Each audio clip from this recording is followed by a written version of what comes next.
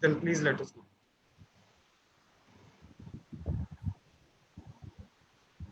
Okay, we are live. Simi, we can start.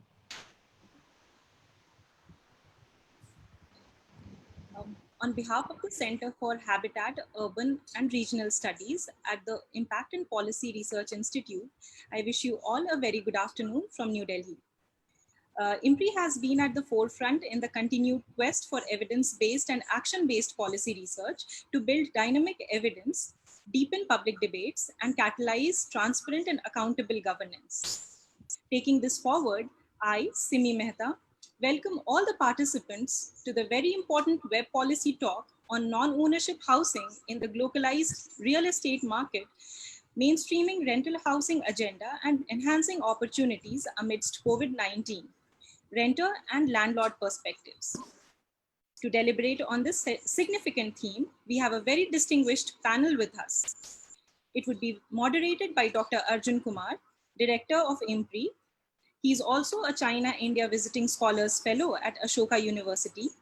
Dr. Kumar holds a PhD in economics from the Center for the Study of Regional Development, Jawaharlal Nehru University, and specializes in quantitative and qualitative research methods, econometrics, and the use of statistical software to crunch big data. His areas of research include housing, urbanization, regional studies, economic growth and development, and sustainable development.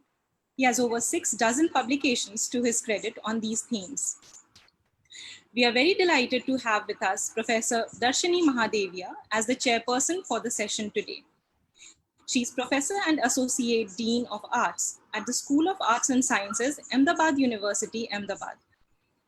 Her research specialization include urban studies, human and gender development, poverty and inequality, and climate change. Her PhD is from the Center for Studies in Regional Development, CSRD, Jawaharlal Nehru University, and was the Dean Faculty of Planning at CEPT University from 2012 to 16. She has also headed the Center for Urban Equity, a center which she had set up at CEPT. Professor Mahadevia is an editorial board member of several journals, a member of the Board of Studies of 2 schools at Tata Institute of Social Sciences, and has been a visiting fellow at UCLA, McGill University, Montreal, and Tsinghua University, Beijing. She was a member of the committee constituted under the Resettlement and Rehabilitation Policy of Sabarmati Riverfront Development Corporation from 2010 to 12. During 2011 to 13, she was a member and vice chair of the advisory board of the Global Research Network on Human Settlements of the UN Habitat, and a member of the TG12 on estimating urban housing shortage, Government of India. Her work has been an inspiration for all of us and has more than 100 publications as books, chapters in books, and journal articles, and has managed more than 4 dozen research projects. We are so grateful to you, ma'am, that you could join us this afternoon. With this, I invite Dr. Arjun Kumar to moderate the session. Thank you. Thank you. Thank you, Simi. Without any further ado, I would like our chair for the session, Professor Darshini Mahadevia, to formally inaugurate the session and give her opening remarks, very brief, and then we can start with the panelists. Ma'am, over to you. Yes, thank you, Dr. Arjun Kumar, and also Dr. Simi Mehta for this invitation. I'm happy to see Dr. Akshaya Sen, who I met in the World Urban Forum, or maybe Habitat 3, I've forgotten. Professor Piyush Tiwari, I followed your work, and you were at HDFC, I suppose, at some point in time. Yes, that's right. So I've been knowing your work since then. Of course, Mukta, we are sailing in the same boat, and so have many opportunities to sort of have conversation. We have not been having as much conversation as we would want, because we are all consumed with so many multiple activities, and the possibility of doing webinars have actually increased the work, because earlier we would be, since some of us are not in Delhi, we had very few meetings to attend, but now everybody is reaching out online, and so that frequency of events have actually increased. But COVID has also given us an opportunity to relook at all the policies that we have. And I'm very glad that there are a number of such discussions that's starting on cities and urban planning and so on. Rental housing, or what you call non-ownership housing,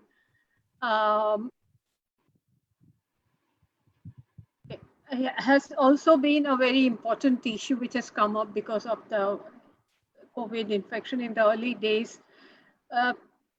Those who were living in at the bottom of the housing market or also in the informal sector, those who were living in that segment of the rental housing had faced immense difficulties in the market, and they left, and all the migrant crisis, etc. I think we all know, so I don't need to be saying much about that.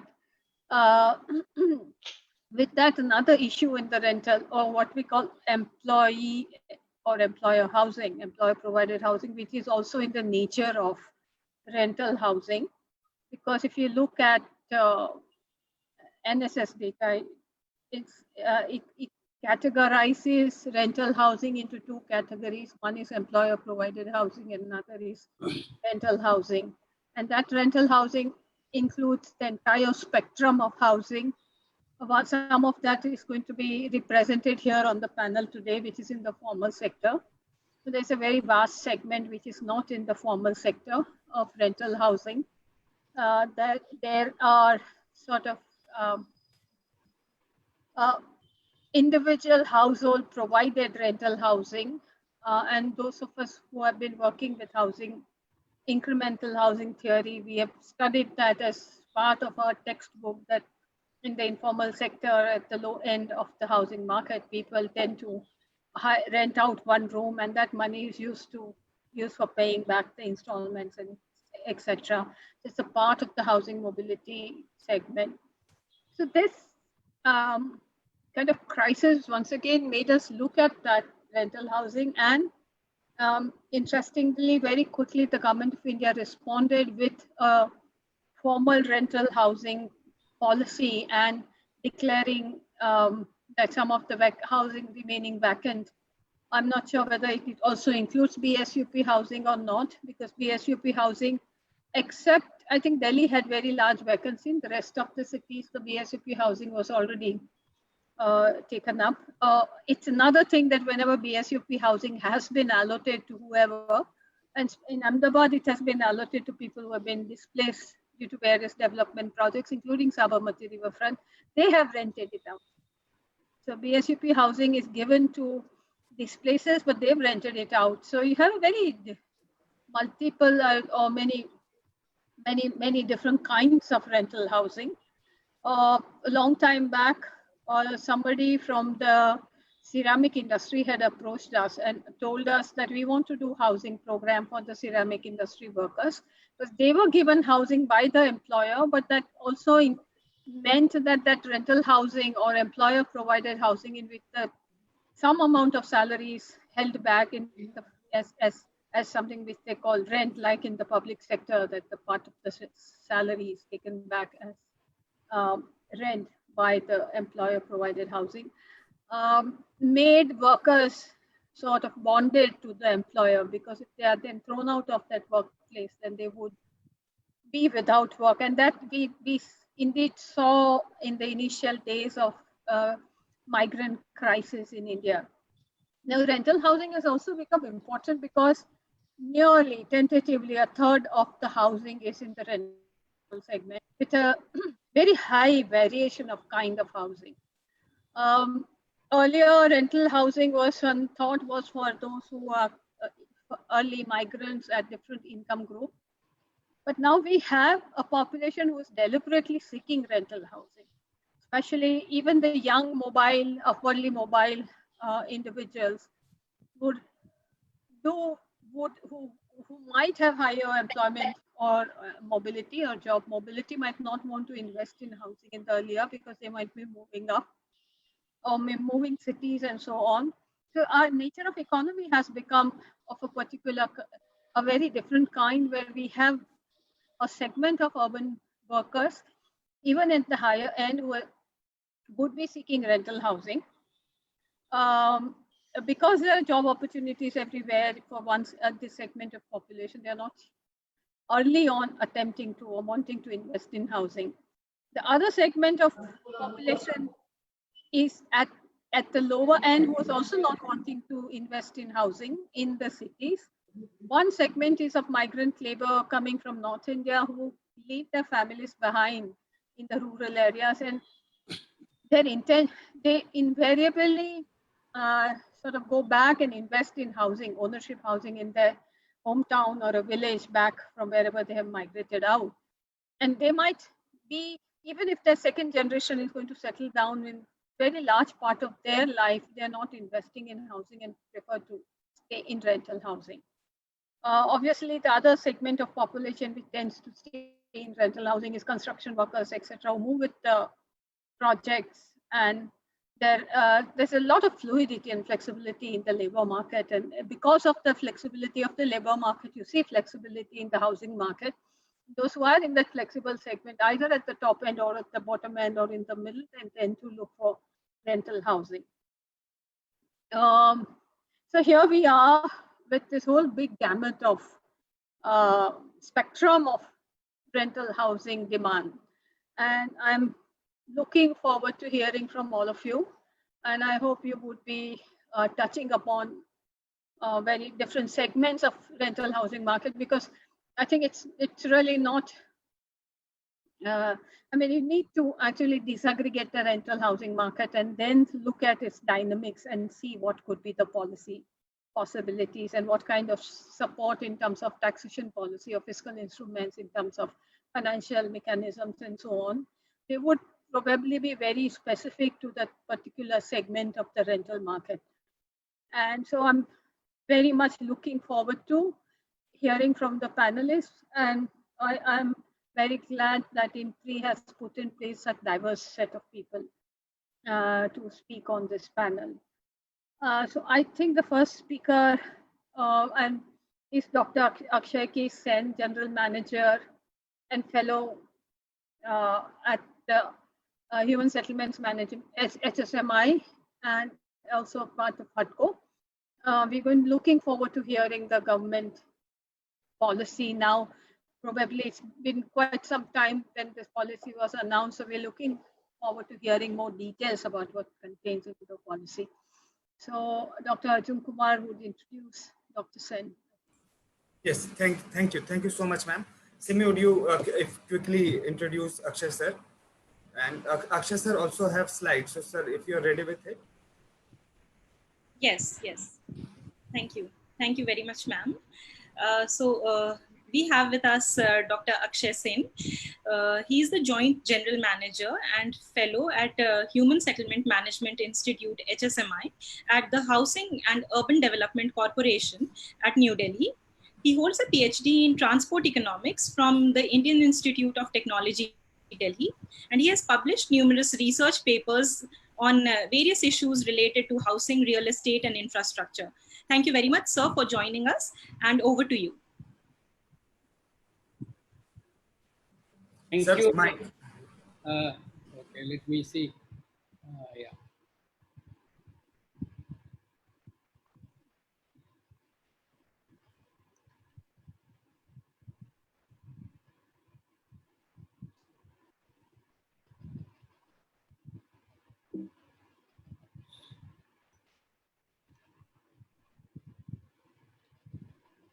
Good afternoon to all of you. Good evening to Professor Piyush Tiwari. I think we met when he came to HUDCO maybe 30 years back, Piyush, when Dr. Wadha was there as my boss. Yes, definitely. Yes. Of course, Madam Darshini, we met in Quito. So nice, and Arjun is always with us.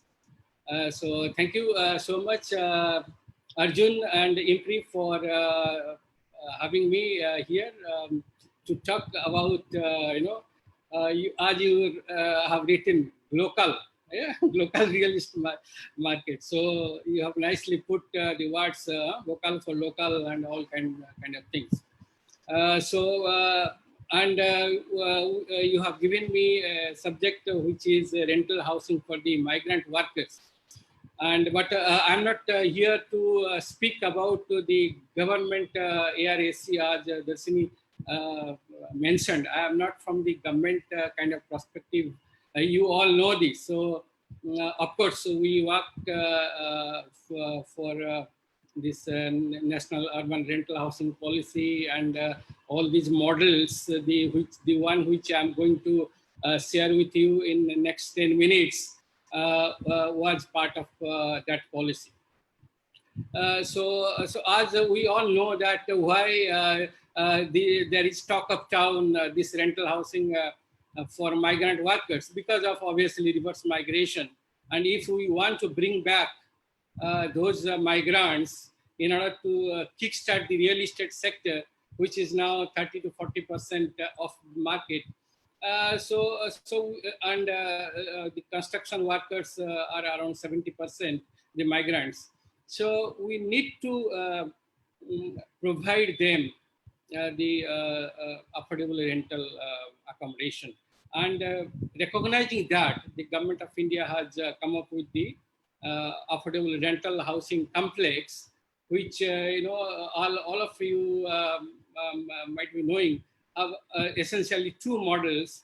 And the first one is converting the existing vacant houses under RAY, under BSCP, under the JNRM, under the state governments into the rental housing complexes, just to give immediate relief to the migrant workers. And the second one is in fact the development of the rental housing projects by the private and the public entities, and all these through the public-private partnerships. Very nice, and I think this scheme will work. Of course, there are many kind of critics or maybe experts. They think they think whether this is doable or whether this is financially viable, because looking at our earlier efforts of 1950s and 60s, where the rental housing failed, so to speak. But to this, I would like to say that, okay, we have come a long way. We have learned the lessons of the failure of the 50s and 60s and 70s. And we have now better prepared with changes in the regulations, better financial and economic viability, legal reforms like the model tenancy laws, and of course the digital technology. So we will definitely make a progress. We'll make a progress for this ARAC or any other rental housing scheme. But what the issues, particularly for the migrant workers, we need to look into in order to make this a success. Obviously, affordability, the first and foremost. And through the census, NSSO, and even my own research, we have seen that the share of rent in total expenditure is something around 20%, not more than that. So let me just show you some of the picture, some of the statistics, which shows, so this is the NSSO figure of 1968 round, which says, sorry, this is the census figure, which shows the monthly rent as a, so this is the NSSO 2068 round, which says statewide, and overall it is something around 20.47%. And if you look at the quantile, income quantile wise, the first quantile, which is the bottom 20%, the picture, the table in your left is rural and urban, which is something around the, irrespective of the quantile, something the expenditure on the rent varies between 18.5 to 20. Sorry, not 2017. It is 20.17. And in the right, it's the Arjun's paper. I put this, so which gave you the rental spent by the household in urban areas. So it is something around 550 first quintile, 890 in the second quintile. So this is 2012, and this is nicely kind of validated by my research as part of our study, which I'll show you later, where if you see the bottom of the this pyramid, you'll find that the rent for the industrial workers and the construction workers is 18.5 to something around 20%. And the rent per person is 1,000 to 2,200. And similarly for the industrial workers, it is 225 to 500. The similar case in Mumbai, also in Bangalore. So what we can, when we devise a rental housing scheme, our rent per bed, which is calculated, should be around 1,000 rupees, 900 to 2,000 rupees in a dormitory, or it could be 2,250 rupees in a single room having 2 beds. So that's the first one. And second one is land. Who will provide land, whether it's public, private, free, or a long-term lease or purchase. So this has to be taken care of. Then the location, very important. Whether you want it is in the city periphery or with some affordable commuting networks, or it should be along all major roads, industrial corridors, city centers, so that there will be no problem with the workers. Then the finance, the important thing is finance and financial viability. Who will provide the finance? How much subsidy to be given by the government? What kind of fiscal incentives we need? Whether incentivizing private developers with the FSI, FAR, TDR will work. Then basic facilities, what kind of facilities we need, and then the maintenance and management, operational maintenance, collection of rent. So if we take all these key issues into consideration, and then I think our rental housing will see the, will prosper in this thing. So in this context, we had taken a rental housing study to propose some viable rental housing models. And the motivation for this study, it's a government, our Minister of Housing and Urban Affairs sponsored study, which we submitted the report in 2018. Basically is the draft urban rental housing policy of 2018. We started the policy in 2015, where I was part of the think tank. And so through different deliberations, so the policy has kind of modified, and it is in 2018. And the policy has proposed 3 kinds of rental typologies. Social rental for the vulnerable groups, urban poor, EWS, LIG. Need-based rental housing for the migrant workers, single women, those who want housing on the need basis. And then, of course, we should have market-driven rental housing. So those are the tenant by choice, and the other 2 are the tenant by constraints. And while devising the policies for them, or the housing option models, we need to see the viability, the affordability, viability, rental subsidy, workforce incentives, all these kind of things. So in that draft policy, if you have had a chance to see this, we propose some illustrative models, the rental housing for migrants, rent-to-own models, rental vouchers, and the rental migrants, which I am going to present before you shortly in 5. So that was proposed by our study. So let me just skip this slide. So we all know what are the problems and how to do this. So we proposed as part of our study the rental housing shelter or hostel for the migrant workers. In fact, in our study, we proposed something around 21 models for different categories: urban work, the migrant workers, students, single men, women, all the kind of things, some market also. MIG, SIG, something. So I'm just giving you this. We proposed that we should have a public rental shelter or in Hindi we term this as Avajava, Basera kind of thing, where we should have something around G+4 structure.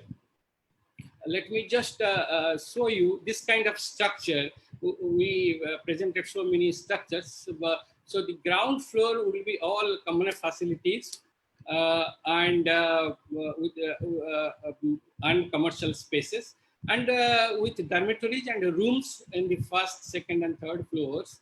Third and fourth floor will be the rooms, single rooms or double rooms, and with a multi-purpose bed, something like that, where everything can be stored, essential things.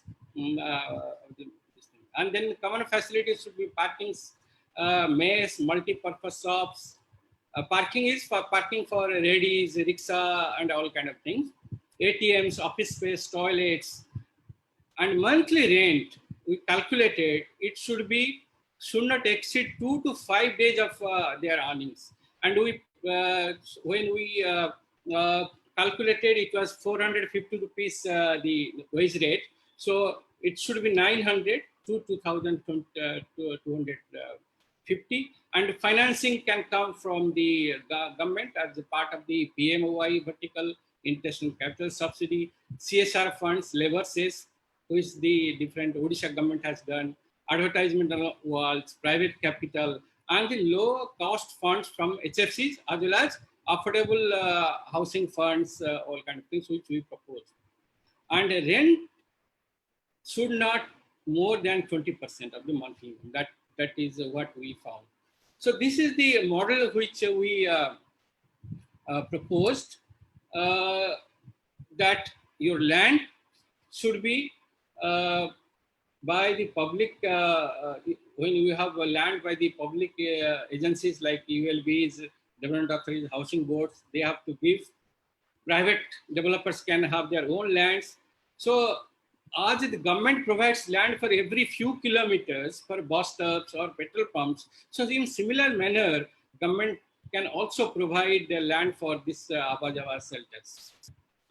And location has to be at all major roads, city centers, near transport terminals, in industrial areas, and near major hospitals. So if it is in the periphery or something like that, again, nobody will stay. Then who will give the finance, as I have already mentioned previously, so it should be from different sources.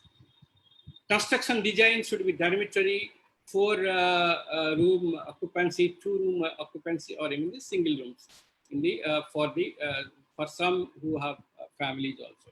Facilities, bed with storage, parking for rickshaws, subsidized food like Ahar, Janahar, PTM with money deposit facilities, and it has to be cross-subsidized by the commercial uses on the ground floor, and there should also be public parking, so you can have the money also. Technology can be innovative technology under PMOI technology submission. Who will be the agencies? The public agencies themselves, or through the PPP models, or private developers themselves, which the ARAC has also taken into consideration. And the main thing is the maintenance and management. Who will do the maintenance and management? So after the construction, it has to be handed over to the ULBs, but it will be managed by the maybe rent management company or the NGO or the private agency themselves, so they can have their better rent collection, maintenance, eviction, etc. And so we propose that rent has to be fixed by the ULB, so that it will have social considerations. So whatever is the amount collected, 70% will be given to the private developers or whosoever develops, and 30% will be given to the management company to manage the property. Yeah, and then we made a financial viability also of having a land area of 1146 square meters. And so this is the ground floor, as I mentioned, it will all parking and all this thing, first and second floor. will be dormitories, 11 people occupancy in each floor. So 2 floors will be 88, and the rent should be 900 per month, which is equivalent to 2 days of earning. And then 3rd and 4th floor, we can have rooms with 4 or 2 persons, or also single occupancy, and the charges can vary from 1350 to 2250. So if we do that, and taking the commercial space only 75 per square feet, so we calculated that you can have a IRR of 7%, and NPV is positive in 30 years. So in this case, if you have got a loan at 9%, so government need to provide only 2% interest subvention, rather than 6.5% which government gives under CLSS. Okay, so and this if this 7% can also increase if you take the commercial value of the commercial spaces, and you can also take the land costs also. So that we did a economic viability of the model also. So in that we have taken the value of, so in the earlier model, it was the financial in viability, we propose that the land should be given free of cost. But in this economic viability model, we say that, okay, land, we can take the cost of land, economic cost of the land, and then we can also have the market price of the commercial space, 225 per square feet rather than 75 earlier.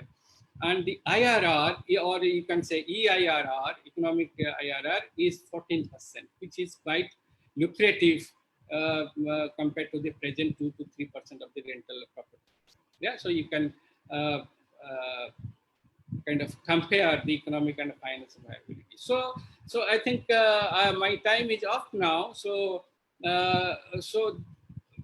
point is that it is possible. The rental housing can be viable both economically, financially, as well as if you take the social cost benefit analysis, the return will be much more. So we, as I mentioned in the beginning, the key issues. So these are also the key issues: land reservation, what kind of delivery models for different socioeconomic groups, then legal environment, what should be the contours of legal policies, and then the fiscal environment, how much subsidy we need, direct or indirect, and what kind of fiscal incentives required. So thank you so much, Arjun. I think I am on time. Thank you so much, sir, for sharing these many thoughts and these many figures in front of all of us. And I congratulate you for all these studies, and also being very strong supporter of this rental housing work, and forcing all the state governments, local bodies to take this agenda, and also highlighting the issues, various issues pertaining to land, finances, technology, and more so on designs. Many, design and location failure is one of the most thing, coming forward, or other than the income and expenditure and economic aspects. And sir has highlighted the mixed model, very much so prevalent in Bangalore, not from the public housing side, but also from the market organic side, and it's working. So these things, and I have also discussed with sir earlier previously. So sir also told that we cannot go higher structure, because then the energy consumption requirement is very high. So in this model, we can see that there is no lift, and it's less maintenance, and also eco-friendly from what the government of India is doing, several technology mission. So of course this is viable. The issue at hand is really the role of private sector, and more so what the local governments are trying to do. At the central level, we have many things, but unless from local municipality and local, so many parastatal organizations we have, so many multiplicity. So how that will turn out and cater the demands and the supply dynamics. Thank you so much again, sir. Now with the permission of chair, I would quickly invite Professor Piyush Tiwari to make his remarks. Simi, if we can introduce Piyush. Yes. So Thank you very much, Dr. Sen. The next panelist for today is Dr. Professor Piyush Tiwari. He is a professor of property at University of Melbourne in Australia.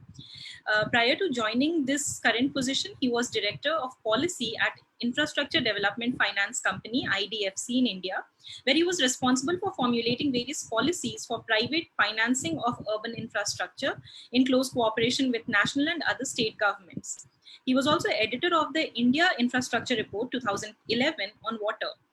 Earlier, he was senior lecturer and program leader at the Business School, University of Aberdeen in United Kingdom. He has held various positions at the largest mortgage company, the HDFC, India, and the University of Tsukuba in Japan. His research interests include infrastructure policy, housing economics and mortgages, commercial real estate investment, and financing infrastructure in developing countries, and has published numerous research on these various issues. Thank you very much, sir, for joining us today from Australia, despite the time difference. Sir, over to you. Thank you very much, Dr. Mehta, and Dr. Kumar, thanks for inviting me to this panel. It's my privilege to be here with Professor Mahadevia, whose work on housing affordability I've been following for many years, and Dr. Sen, whom I met 25 years ago in HUDCO's office. And that was a time when I had the similar kind of hair as you have today, and I've lost most of them. And also Dhaval, I can see him here. Dhaval and I shared time while I was visiting professor at Indian School of Business, and later on he has also joined IDFC. We have been talking about his model and his work on and off many times, and I'm really motivated by some of the work which he does. So with that, maybe what I will do is share some of the slides which I have to take the discussion forward.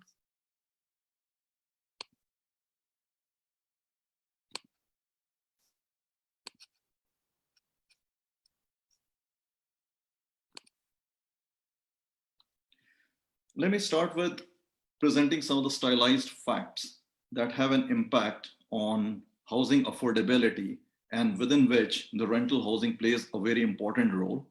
Then I will also talk about some of the institutional mechanisms for rental housing.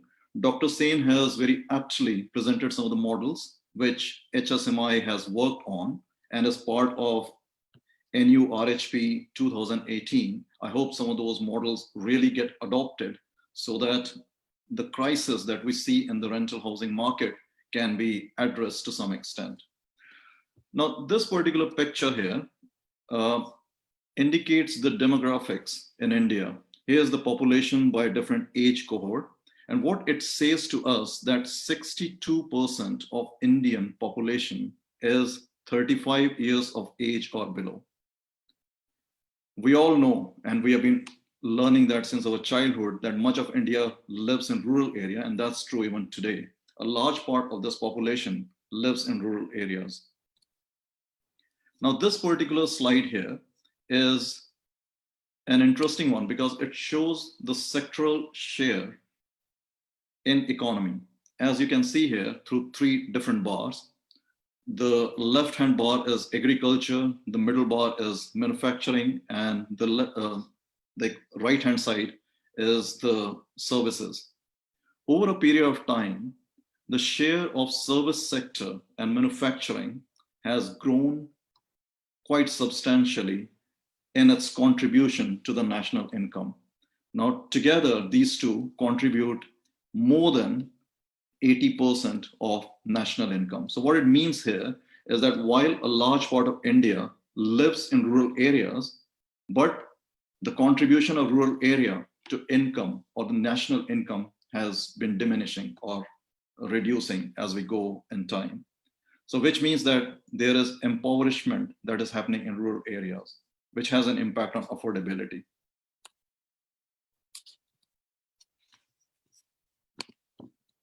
All right, okay. And this particular picture here is a very interesting picture put together by colleagues at IHS in Bangalore. And they have tried to indicate in this one the trends in urbanization. So whichever way you look at it, 30 to 40%, if you include urban and peri-urban area, then 40% of India lives in cities and their peripheries. which is quite a substantial proportion. However, it also emphasizes that there is 60% to 70% of Indians who live in rural areas. These three together present a very interesting situation for us. And this particular chart here is from the work that I did with my colleague, Dr. Jyoti Shukla, where we talk about a vicious cycle. The vicious cycle arises because of the demographic trends that we observe, the economic structure, and also the urbanization. India, for some reason, looking at historically its policies, has been reluctant urbanizer. 30% of population is in urban area, which is low compared to many of its comparable economies in the world. So what it has done, since we haven't proactively followed the urbanization, is that from the economy point of view, it has created pockets of urban poverty. Declining agriculture in rural areas has led to rural-urban migration, which further puts pressure on urban poverty. This then leads to increase in the poor population, which has problem for housing because there is more demand for affordable housing. Policies haven't necessarily favored urbanization. Land markets also have been equally constrained. We had historically a number of regulations, which all of us are familiar with, like ULCRA or FAR and so on, which have created some sort of superficial land market constraints, resulting in rise in land prices, which basically then translates into high prices for housing. High house prices have led to unaffordability, which then basically means that a large proportion of those who migrate to urban areas or live in urban areas are living in inadequate housing, either in a congestion or congested houses or in informal housing. This further reduces, given that a large proportion of the income is spent on housing, their ability to save, which means they cannot save for down payment or home ownership. Also has a problem for ULBs because a large proportion of households who are living in informal housing, they are not paying property taxes. So that has an impact on ULB's tax collection, which then results in low investment in infrastructure, which then means, again, the constraint on the economy. So this vicious cycle continues. Now, this particular picture here is from a book which we wrote on urban housing, where we were looking at different countries and trying to see how the housing policy and housing markets have evolved there, indicates how households transit across different housing tenures during their life cycle.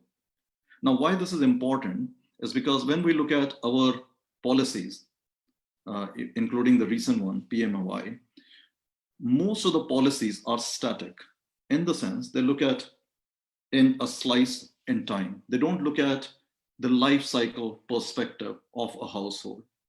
During a life cycle, household moves from one tenure to another in an incremental way. Like, for example, they start when they leave their job, when they leave their school, they start their job, they might start somewhere in a kind of a shared accommodation or co-living kind of model. And then they slowly transit towards rental accommodation. Then they transit to ownership accommodation. And as they age, they may downsize and so on. Again, this is affected by the income groups in which their life cycle belongs. Like low income households may start at a very modest, probably in a transit home or a shared accommodation, and probably reach in a fully functioning housing market in some sort of public housing or ownership housing, which is subsidized. Middle income households may start in a shared accommodation, but can eventually end up by owning a house. Higher income households will own a house. But what is lacking in Indian context, in our context, is that the opportunities for this transition doesn't exist because the tenure spectrum is broken at multiple levels. We don't have social housing, or even if where it exists, it's very small component. Public housing has largely been in form of employer providing. As Professor Mahadevia was saying, that a large number of public sector employers used to provide housing for their employees. But in general, as a tenure, the social or public housing has been non-existent.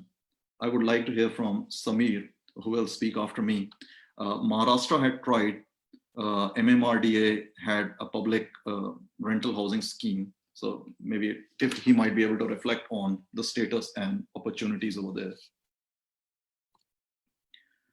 Finance has also not helped. Now this particular picture is interesting because as we grow older, our incomes rise, the real income increases as one ages. But what happens if we look at the finance, given that we pay EMI, which remains fixed month after month, the real cost of mortgage keeps on declining as we move in time. So what is happening here is that when our affordability is the lowest, that's the time when the cost of mortgage is very high. When our affordability or the income is much higher, the cost of mortgage that we pay, the real cost of mortgage declines. What it does is that it creates a problem that housing becomes unaffordable. And I was reading one recent article where Vice Chairman of HDFC was saying that the average age of home ownership in India is 35 to 37 years. Now, of course, he's talking in the context of formal sector. A large part of Indian households would not be part of that statistics. But even if it's 35 to 37, which means that if you remember the demographic slide that I showed earlier, 62% of India is below 35 years of age. So we are talking essentially of a very small component, 1/3 of India, who can possibly afford a mortgage, who can possibly access home ownership, resulting in that the penetration rate for formal finance in India is just 10%, hardly any. So formal finance has not necessarily contributed towards home ownership. Now, on the supply side, this particular table here is from Knight Frank, who looked at 10 cities. So they put together what is the ticket size of houses that have been launched. So nearly 55% of houses that have been launched in 10 cities, 10 major cities in India, are 5 million plus in terms of their value, in terms of their price. In 2019, the number is about 48% of houses in that segment. So if you think about it really, that 5 million plus houses are unaffordable to a large chunk of Indian households. One table which we prepared in our recent paper where we looked at the affordability status of household. Now this is different from what Dr. Sen and Dr. Kumar had put together because they were looking at what is the willingness to pay or ability to pay of household. Here we are looking at if a household were to rent or buy a house in a formal market, what would that mean in relation to their income? So for below poverty line, they would need to shell out 174% of their income, which is impossible. Economically weaker section, again, 93% of their income would be required to pay for a rental housing and so on. So you can see from this particular picture here that even rental housing is unaffordable to lower economically weaker section and below poverty line households. Now this particular slide here shows the housing tenure in 8 major urban agglomeration in India. Now, what is interesting here, if you look at, say, Uttar Pradesh here, the percentage in red is the ownership and percentage in blue is the rental accommodation. So what it is saying here is that roughly about 15% of households live in rental housing. If you look at Andhra Pradesh, Karnataka, or Tamil Nadu, almost 40% or above households live in rental housing. What does that mean? That means that there are geographical differences, and these differences are largely related to the economy of these states, the urbanization of these states. So as states become much more economically well off and also much more urbanized, the proportion of rental housing increases, or the demand for rental housing increases. As Professor Mahadevia was saying earlier, that there is much larger cohort of population who would want to live in rental housing for different reasons, for mobility, for jobs, and so on. So what do we have as a housing tenure landscape when we look at internationally, when we have fully functioning housing markets? So here we would, that would include that those who cannot afford a house either as a rental housing or home ownership in a private market, they would require some sort of social rental housing. And many countries have the system of social rental housing. Then there are also, in Scandinavia particularly, a system of cooperative housing, which is cooperative between households as well as public or private agencies, which allow households to contribute initially certain down payment and over a period of time, certain share of mortgage payment according to the size of house that they are living in. So that's a cooperative model. Then there are private rental housing that we are familiar with, and the ownership market. Let's look at the private rental market in India. Now, the problem with private rental market in India is that it's highly fragmented and informal. The most common system of agreement there is leave and license agreement. The reason is because rental agreement has its own problem. It locks in the landlord for a very, very long time. And there are very strong tenant protection in law, and it's very difficult for a landlord to get back their property.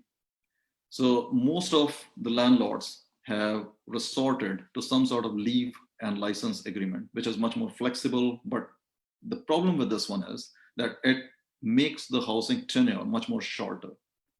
So the long-term rental tenancy becomes much more difficult in a leave and license agreement. Of course, there are Draft Model Tenancy Act 2019, which proposes some changes, and hopefully rental market will become much more active. But the bigger challenge here is that most of the housing in the rental market is provided by individual landlords who have investment housing, who lease it out. It's a very informal sort of market.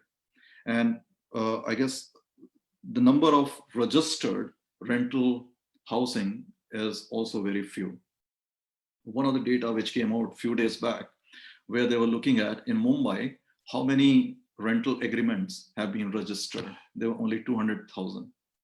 Just imagine, a city of 30 million, just 200,000 rental agreement has been registered.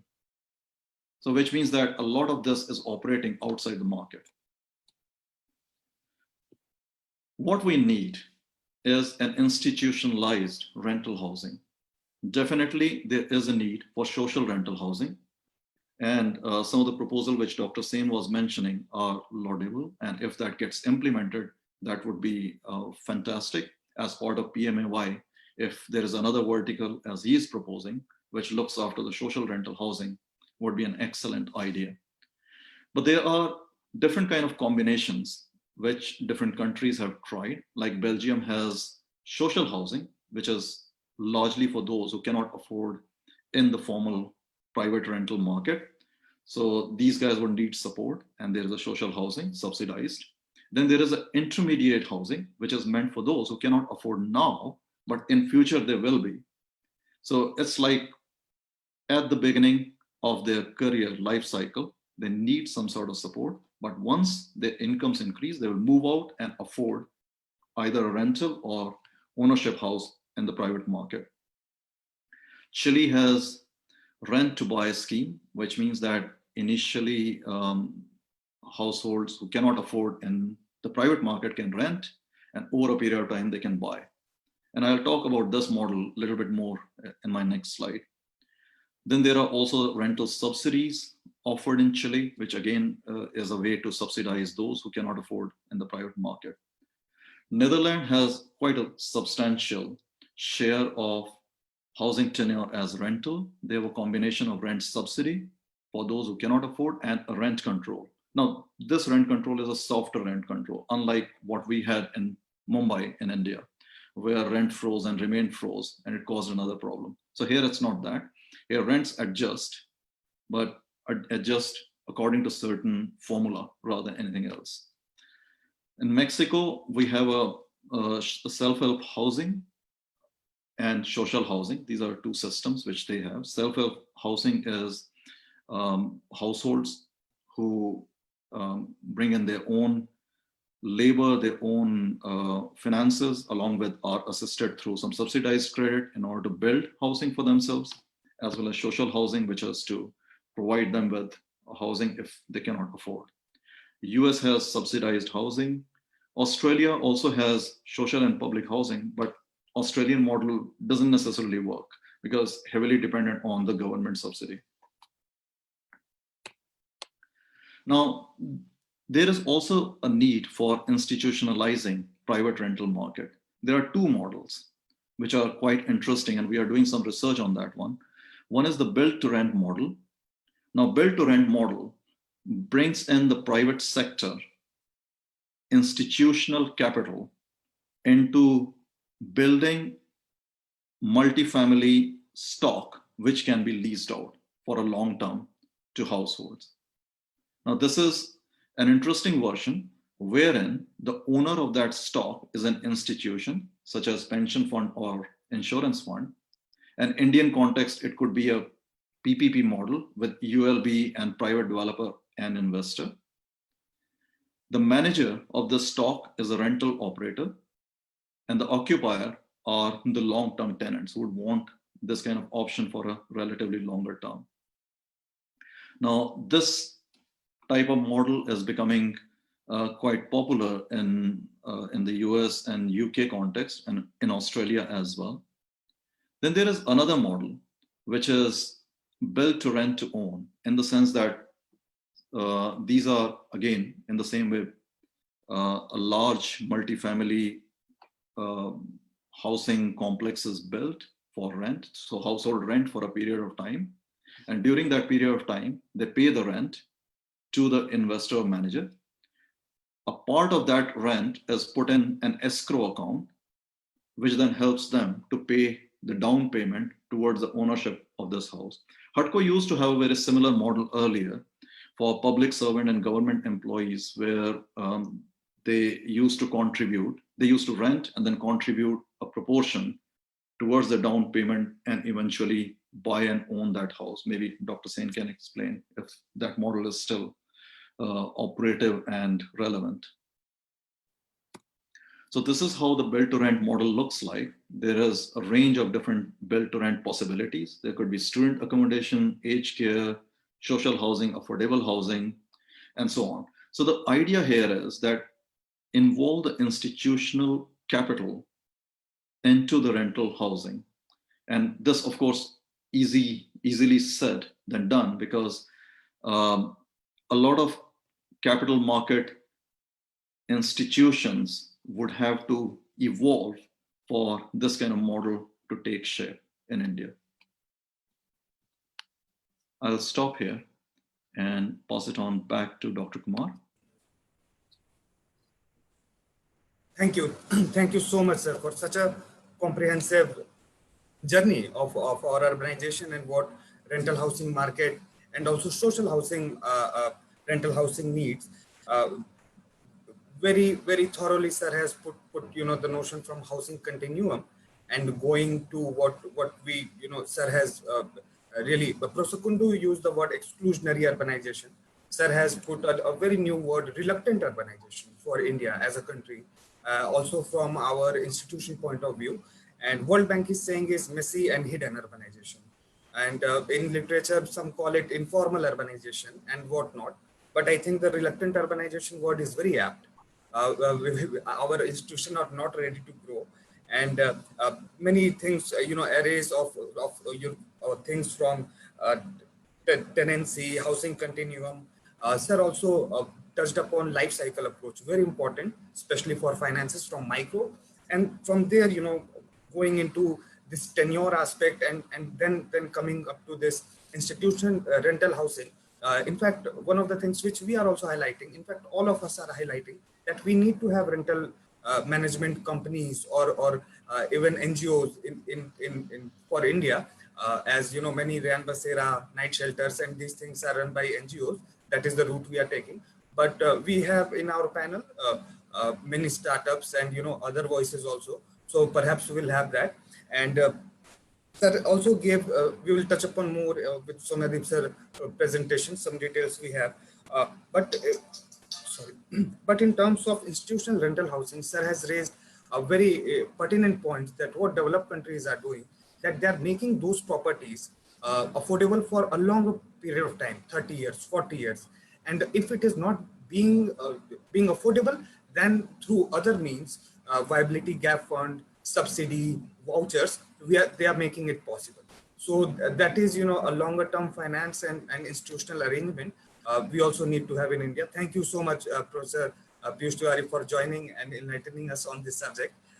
Now I would briefly invite for having the practitioner perspective, Mr. Sameer Unhale, sir.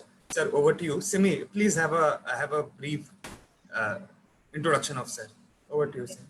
Thank you, Arjun. Thank you very much, Professor Tiwari, for enlightening us. So we have with us our mentor and guide, Mr. Sameer Unhale. He is an urban practitioner and he was former commissioner of Ulhasnagar, Mumbai Metropolitan Region.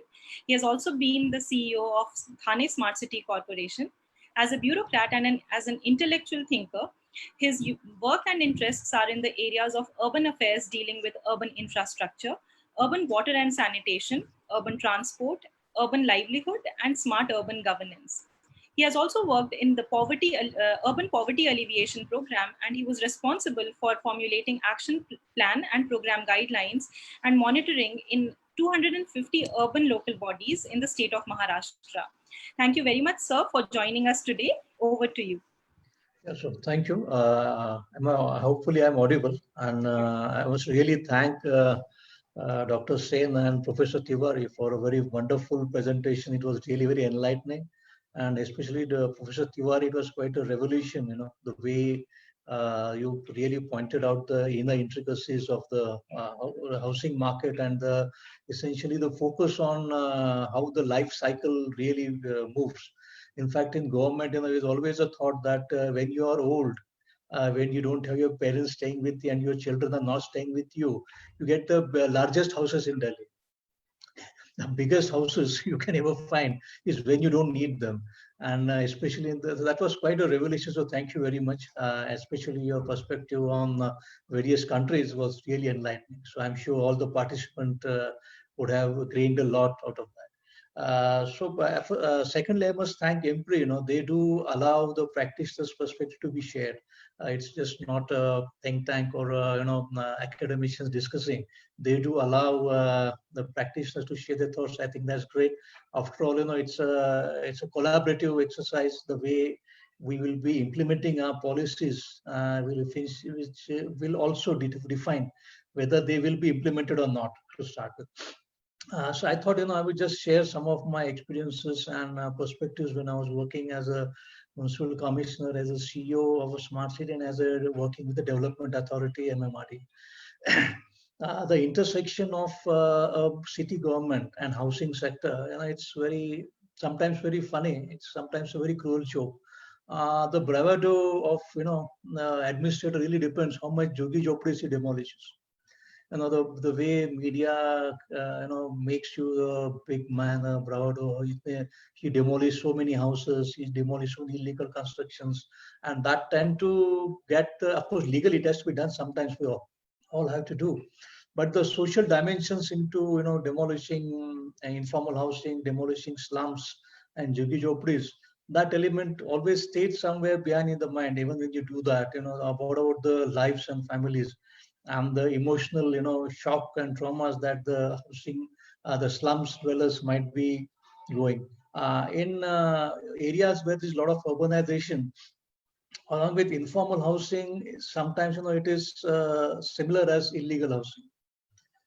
The city governments are planning authorities in India, and their take on informal housing very often takes an angle of illegal housing and how to control it and how to regulate it. So rather than managing or helping the supply to be more proper, the actions taken are very often constraining the supply in a way. Very often the illegal / informal housing that comes up very often comes up in illegal lands. Maybe it's development zoning doesn't allow it to be developed as houses. It's ownership is the issue. It's probably owned by the collector, the state government, or maybe other government agencies. And there are then issues of regularizing them, of allowing them to open. In a city, I won't name that city, I was working there, in which 90% of city was illegal. I'm not talking of slums, but most of the city was illegal. I mean, it was very surprising as to how this illegality really cropped in. There was local issues. There was, of course, the political economy operating there, and the Honorable High Court had to come down very severely, and a new act had to be made. So I was just sharing this just to tell that this housing sector within a city functioning, the dimensions are very complex. So there's not a unilinear and unidirectional, unilinear flow the way the housing of a city develops. It's a lot of interconnections, a lot of cross currents which are operating, and really to get a grasp of that very complex social process that operates in a city and its implications on the housing sector, I think are very complex. And so that was something as an practical experience I had working with housing sector, so to say. Earlier, I worked in a place which was essentially which is known as a textile hub in Maharashtra. About 50% of textile workers or power looms, I mean, not textile, power looms was there. And it actually again led to a very massive explosion of informal housing there. In fact, more it had a lot of forest land. The forest land got entangled into this thing, and every alternate fortnight we had to almost go and appear in front of the Honorable High Court on the actions that we were taking or to be taking there. And so it was quite a complex process. I mean, sometimes as a dilemma, actually, as an individual, not as an officer, but as an individual, the dilemma is always there that what exactly you're doing. And at the end of the day, you're removing maybe 200-300 houses, the people staying outside with their trunks, and it was quite a dilemma actually. I just thought we just share that dilemma here. Secondly, I would like to share the other city I had worked. Luckily, it had probably the political leadership there was more enlightened.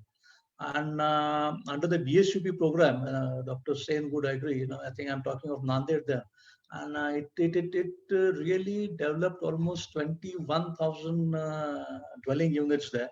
And one of the success stories still taken. And I tend to wonder as to how such a complex program as BSUP got succeeded in that city. And the earlier city which I worked was, it didn't even took off. So I think when we talk of housing, of course, we talk of acts, policies, administrative actions, but the larger socioeconomic and even the political maturity of the leadership of there is also extremely important, into the success of the housing stories. Whether if it's an enlightened leadership, it definitely helps a lot in getting such programs, implemented. So from the city perspective side, as a municipal administrator, the role that we play is mostly of regulation and planning. So that probably in the 24th constitutional amendment, even in the various acts which are made after that, social housing is indeed a part.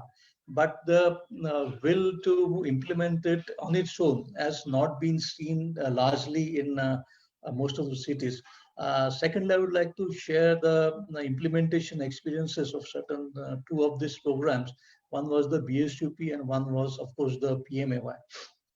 And earlier, meanwhile, we have a program also called RAY in the thing.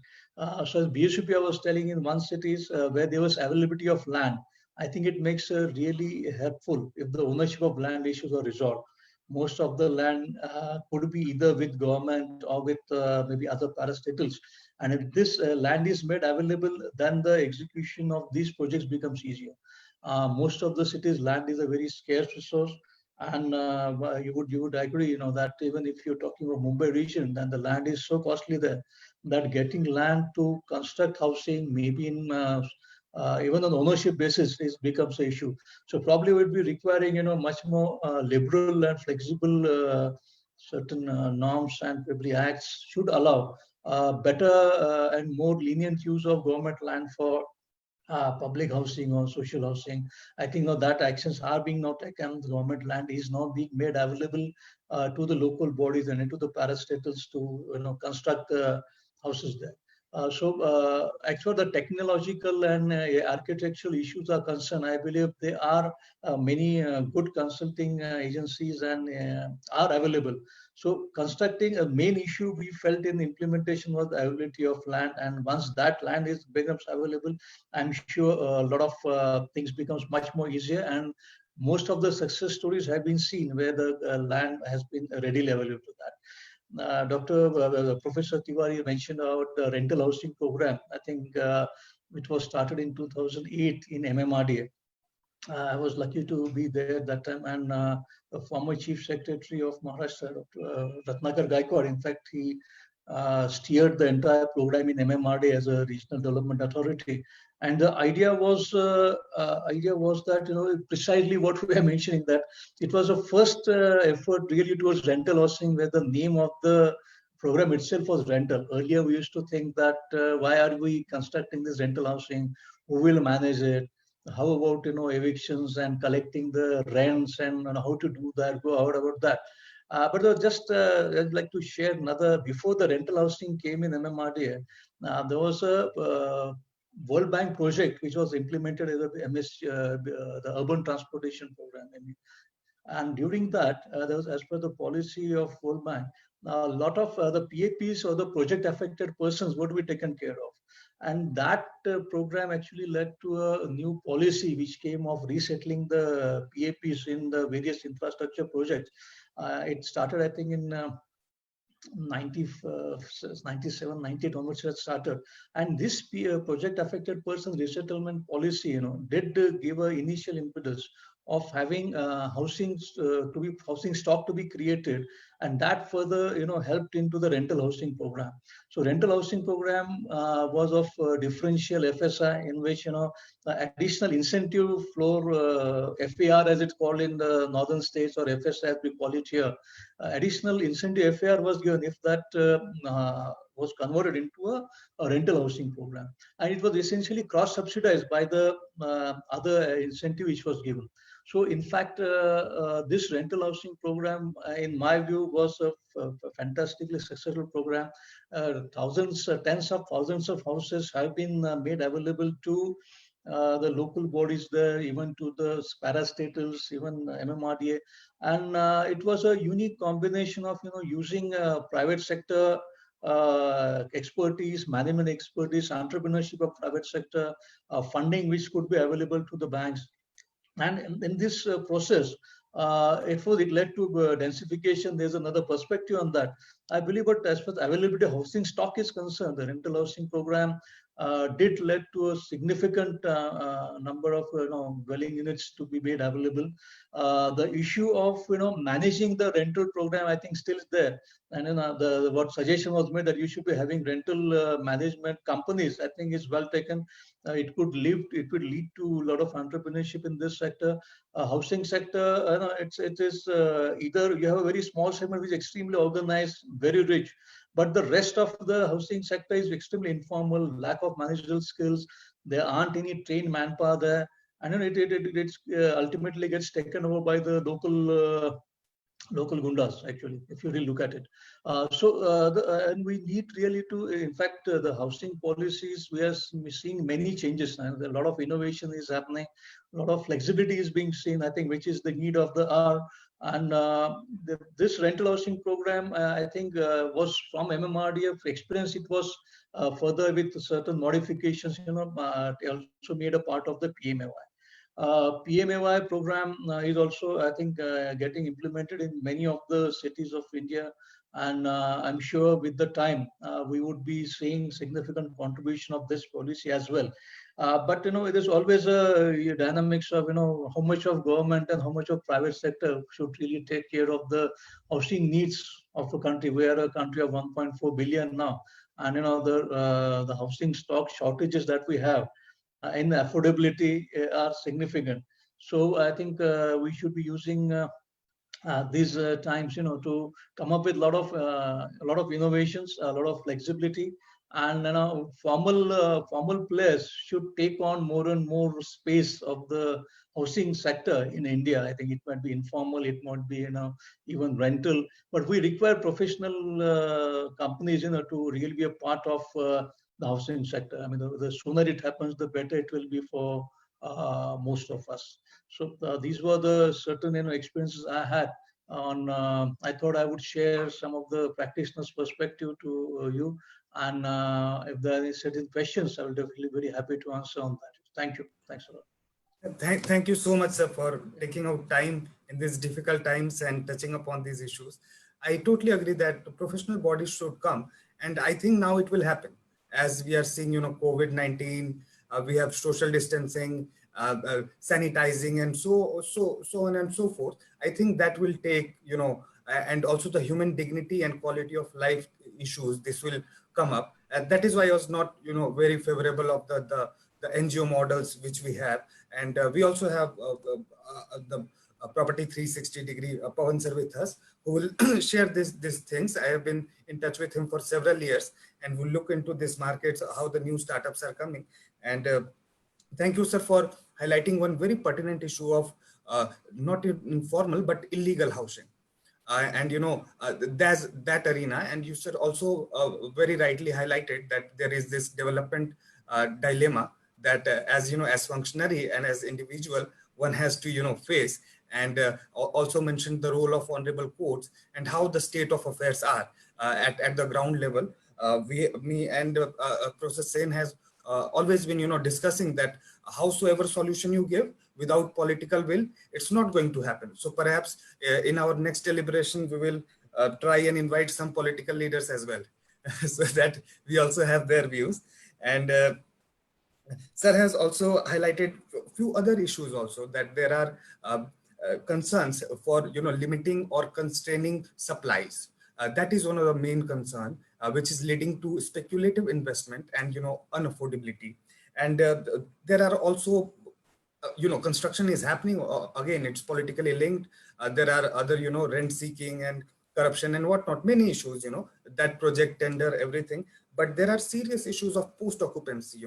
There are, because of the model or architecture or the construction itself, and also identification of beneficiaries. In southern and western part of India, that's not very much bigger the problem, but in north and eastern India, the identification of beneficiaries, or as sir is saying, it goes to the local wounds after a point of time. So many of these programs also have these clauses that you cannot sell it for 5 years, 2 years. Here in Delhi, DDA has to again re-advertise for those flats, EWS or LIG. Very pertinent points, sir. I have taken but more notes, but in the interest of time, we'll come back again through the panel discussion. And Professor Su has not been able to join. I'm also associated with Tongji University in their urban department through Ashoka University. And he's working on a very innovative project where he's looking into I would have loved that if it would have come and shown you the video and other things, looking into the built environment from construction and other point of view. What is the wind speed? What is the sunlight it is going? And the whole structure is made and also resistant proof. Many dimensions, and then doing computational analysis and design so that the built environment is sustainable. And it's also IKEA kind of, for your houses, like big IKEA stores. So we wanted to have his perspective. Unfortunately, he has not been able to join. Now we will quickly move on to Professor Soumyadeep Chattopadhyay, and also myself will be presenting some of the rental housing works, which by guidance of you all, we have been able to do. Most of the work which we have done here has been guided by, of course, Dr. Sen, Professor Tiwari, and also our chair, Professor Mahadevia. Many of our works. But there is no literature as such, which we can, look upon. But many issues we have tried to cover some through IMPRI studies, and few work, as sir really highlighted, that political leadership is required. Last year we tried to make a draft rental housing policy for Delhi. We also did a study for migrant workers and looked into many aspects. Also some things we did with Action Aid in Jharkhand on these particular issue. So without any further ado, Soumyadeep sir, if you can come, Simi, we can have formal introduction. Yes. Thank you, Arjun. Thank you, Unhale sir, for your comments. I now invite Dr. Soumyadeep Chattopadhyay. He is an associate professor at Vishwabharati University in Santiniketan in West Bengal, and he's also a senior fellow at Impact and Policy Research Institute. He is the coordinator of the Center for Habitat, Urban and Regional Studies, under the auspices of which today's web policy talk is being organized. So Dr. Soumyadeep was associated with the Graduate School of Geography at Clark University as a C.V. Raman Fellow, and with the Department of Urban Studies and Planning at University of Sheffield as a Commonwealth Academic Fellow. His research interests lies in the field of development studies, and specifically in the fields of urban finance, urban inequality, and ongoing transformations in the urban governance in Indian cities. He's also currently serving as one of the editors of the Journal of Development Policy Review and of the International Journal for Rural Management. So with this, thank you very much, sir, for being with us, and over to you and for your presentation. Thank you, Sivi. So I'm really thankful to all the panelists, Dr. Sen, Professor Tiwari, and Mr. Nale, for covering almost all the pertinent issues for rental housing in India.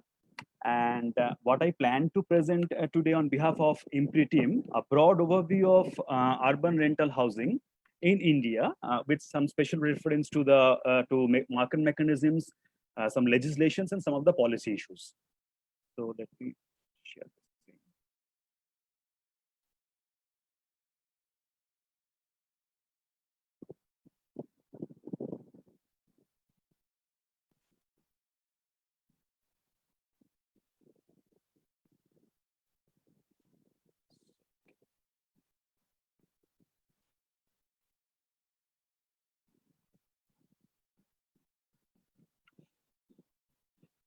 So, well, as it has already been mentioned that the Indian urbanization experience has been messy and hidden in nature.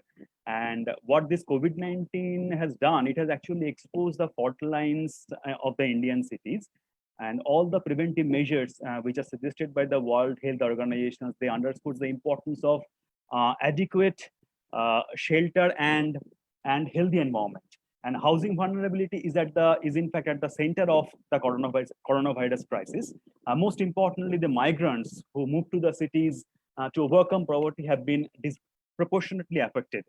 In fact, during 2001 to 2011, about 14 million people they moved to the cities in search of work or better employment. At least 46% of them, they are actually engaged in the informal sector. So we have seen that the cities where they work around the year, cities which they build, fail to provide them any security with regard to their place of stay, jobs, or other basic necessities.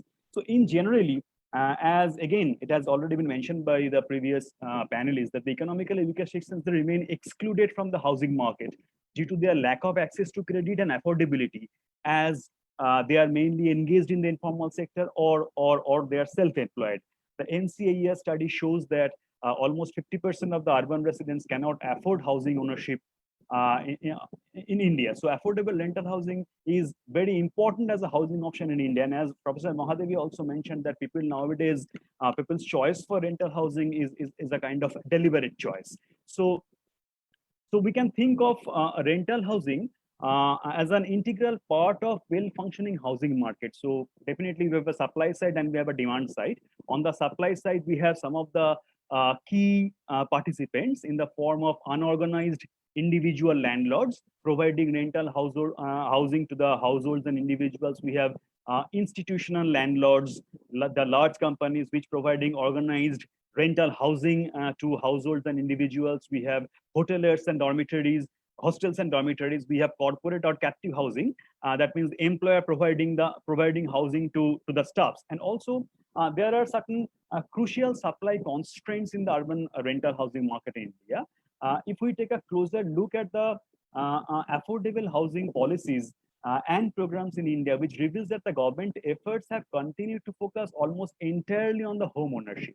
The official policy rhetoric, right from the beginning of the 1970s to the present day Prime Minister Awas Yojana Urban, tend to conflate the housing for all with the ownership of houses for all the residents. Rental housing has received very little attention in the Indian housing policy. And here, what we can say is that the combination of policy neglect and the Rent Control Act-led market distortions have pushed the rental market into decline and made them informal. Actually, the Rent Control Act puts a ceiling on the rents that could be charged on the tenants, and these in fact incentivize the landlords to offer housing units available on rent. And also there's a problem of low rental yields. The rental yields, which is defined as the annual rent as a share of property price, is a component of the net return of a landlord can get by investing in property. And one IDFC study in 2018, it actually shows that the Indian cities have residential rental yields hovering between 2 to 4%. So the landlords, they prefer to hold on to their real estate assets primarily for capital appreciation rather than steady rental incomes. And also, landlords face substantial hurdles in erecting their tenants. They perceive high risks of losing the properties. The slow pace of with which the tenancy disputes are addressed or redressed in India, that actually creates a strong disincentive for the owners of vacant properties to rent them out. Also, the absence of the enabling agencies, as already mentioned by some of our previous panelists, that the residential rental management companies that also deter large institutional players from entering into this segment. And on the demand side, we have three major segments. One is the permanent households, that means who are settled but unable to buy house. And also we have the transient households, that means who are migrating from the other parts for the purpose of employment, education, and other purposes, and they're looking for temporary place of stay. And also we have captive households who are living in the houses provided by the employers of the government. And this is some of the determinants which affects the demand for rental housing in India, and it includes the location of the house, the income and affordability of the household, the availability of socioeconomic opportunities, size, rent price, the legal sanction condition, the tenure of housing requirements, and so on and so forth. So now let me just share with you some of the key empirical findings related to the urban rental housing in India. And what the main what table one, it actually mainly says that more than 1/5 of the households, almost 11% of the households in India, they lived in a rented house in 2011, and almost 4/5 of them living in the rented houses in India were in the urban sector. So this is indicative of a heavy bias towards the rental housing in the cities. And if we take a look at the upper left figure, then we see that the number of households living in the rental houses in India, it actually increases by 7.1 million between 2001 to 2011. And out of which the contribution from the urban sector was 6.4 million. So this suggests that almost 90% of the increase was contributed by the urban sector. And also the census information shows a marginal decline in the rentals as a share of total housing from 28.5% 2001 to 27.5% in 2011. However, the national sample survey data shows a marginal increase from 34% to 35% during the same period. And one reason for this difference is the high share of informal rental arrangements which are not captured in the census data.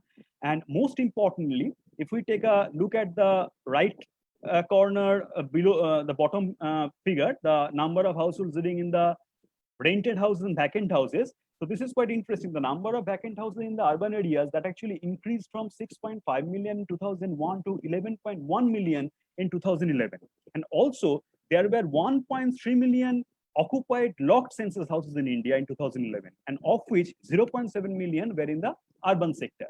At the same time, the technical group of the urban housing shortages in 2012 calculated the unmet demand for rental housing at about 7 million units. So thus we have a peculiar situation where unmet demand for rental housing coexists alongside the vacant residential units. And regarding the nature of contracts and access to basic amenities, there are 3 important points to note. First, from this particular table, we are finding that almost 70% of the houses, so they are rented without any contractual agreement. Importantly, in these cases, the rent are actually fixed between the landlords and the tenant and tend to be higher than the standard rates. Clearly, so what we are seeing is what we can say is that the mutual understanding is perceived to be the more trustworthy and more economical than the cost of compliance to the prevailing legal provisions. And also some social aspects are there. For example, in India, we have the prejudice of the landlords against a particular strata of the society. That also acts as a major hindrance. So the renters, they prefer to navigate the social relations and references to find the rental accommodations. And second, it has also been observed that the household living in houses with freehold owned or hired or employer quarter and with written contracts, they are actually substantially higher mean total floor areas of the dwelling units as compared to the households which are without written contracts. And also in terms of access to basic amenities, it has been observed that the renters are worse off. Overcrowding is the common phenomena among the renters, and is even more worse than the slum renters. And the own households, they have a better access to the individual toilet and water supply than the rented accommodation. And these aspects are very crucial. Why? Because these are the very crucial because the condition of the housing, the availability of the basic amenities, along with the quality, act as an important determinant for the residential housing market and its rent prices.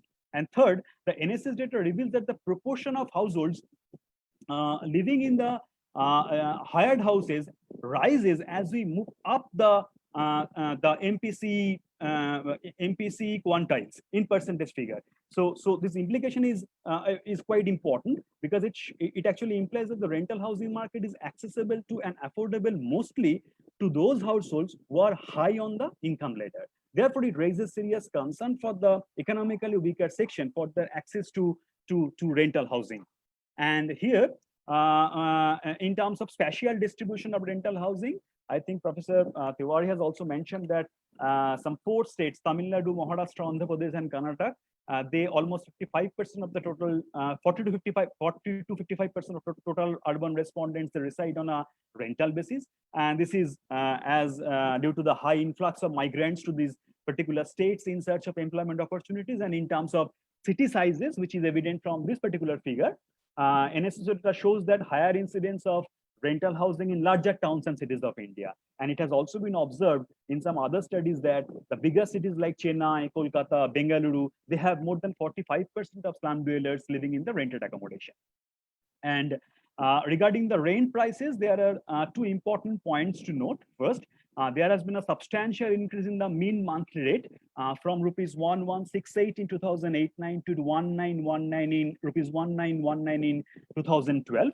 And also second, also we are seeing that the mean monthly rates and their annual growth rates were also seen to be increasing as we moved from bottom to the MPC quantile categories. And if we look at the city-wise distribution, here also we are observing that the mean monthly rate was substantially higher in large towns or cities as compared to those in the medium and small towns. And there is another standardized measure which is known as the mean monthly rent per square feet of floor area, and it also shows the same kind of trend and pattern. So all this implies that the city location is also another important determinant of the rent price.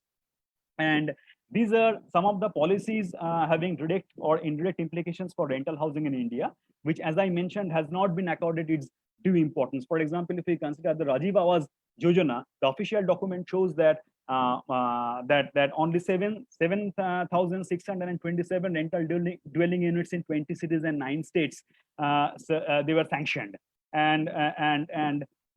so I'll come back to this affordable rental housing complexes later on. So let me just put some another thing. It is important to note that here in Indian context, that as per the Constitution, housing is a state subject, and therefore states they have exclusive jurisdiction over over any legislation on the rental policies. For example, central government's flagship January program that made the receipt of grant conditional to the amendments of Rent Control Acts, which is a very archaic laws. However, it is difficult to reform rental legislation through centrally directed policies like JNURM because of our constitutional obligations. And also there are some state-specific political issues. For example, in 2016, I have seen in one study that the Maharashtra government proposed to free residential properties bigger than 847 square feet for residential properties and 540 square feet for commercial properties from rent control. But the move faced backlash not only from the opposition party, but also from the member of the ruling coalition, who had initially, in fact, proposed such changes. So it's also many of the reforms, they are not politically feasible. And as we all know, and as already mentioned, that the Rent Control Act is the most important legislation affecting the rental housing market in India. And there are mainly two types of legal rent agreements. One is called the lease or rental agreement, and the second one is called the lease and license agreement. The lease or rental agreement is covered by the restrictive rent control laws, and under such laws, the amount of rent that can be charged is based on a formula devised by the local authorities. And in many cases, the cost of construction and the price of land are both based on historical value and not on the present market valuation. So older properties, they generally tend to fetch lesser rent. And on the other hand, the lease and license agreement only grants the tenants a license to occupy a property for a period of 11 months with an option for a periodic renewal. And due to the ambiguities associated with these, with the rental agreements, landlords are increasingly relying on these lease and license agreements in India. In fact, this has become a standard mechanism for landlords and tenants to bypass the RCS. Now, essentially, the Rent Control Acts and the legislation in India, they actually propose to serve two principal objectives. One is to protect the tenants from eviction, and to protect the tenants from paying rent more than the fair or standard rent. It actually puts a ceiling on the rents that could be charged to the tenants. But the implementation of the RCS actually disincentivizes the landlords to offer housing units available on rent. The act actually undermines the trust landlords have in the state's protection of their property rights. So we have seen reduction in the supply of rental housing. The supply constraints, it actually also led to increasing market rents. So moreover, so as the rents were frozen, the owners found it increasingly difficult to maintain and upgrade or extend the old stock. So many rental housing deteriorated into slum-like situations. So this means that the laws were initially conceived to protect the tenants from exorbitant rent amounts charged by the landlord. But eventually, they restricted the supply of rental housing and ended up being anti-tenants. And house owners or landlords, they preferred to keep their properties vacant rather than putting them on the rent. And here, so Draft Model Tenancy Act 2019, it actually aims to bridge the trust deficit between the tenants and landlords by clearly delineating the obligations of both the parties, both the landlords and the tenants. And it has got certain seemingly good features. For example, it has the provisions for, say, capping of security deposit to a maximum of 2 months rent. It has a heavy penalty provision for heavy penalty on the tenant for failing to vacate the premises on time. It has restrictions on the landlord for arbitrarily hiking up the rentals during mid-lease period, and so on and so forth. And all these seem to balance out the common problems faced by both the landlords and the tenants. And proposal also there has been proposal for establishing the rent courts and rent tribunals to quickly solve the disputes connected to the rental housing and this can better ensure the effective enforcement of the rental contracts.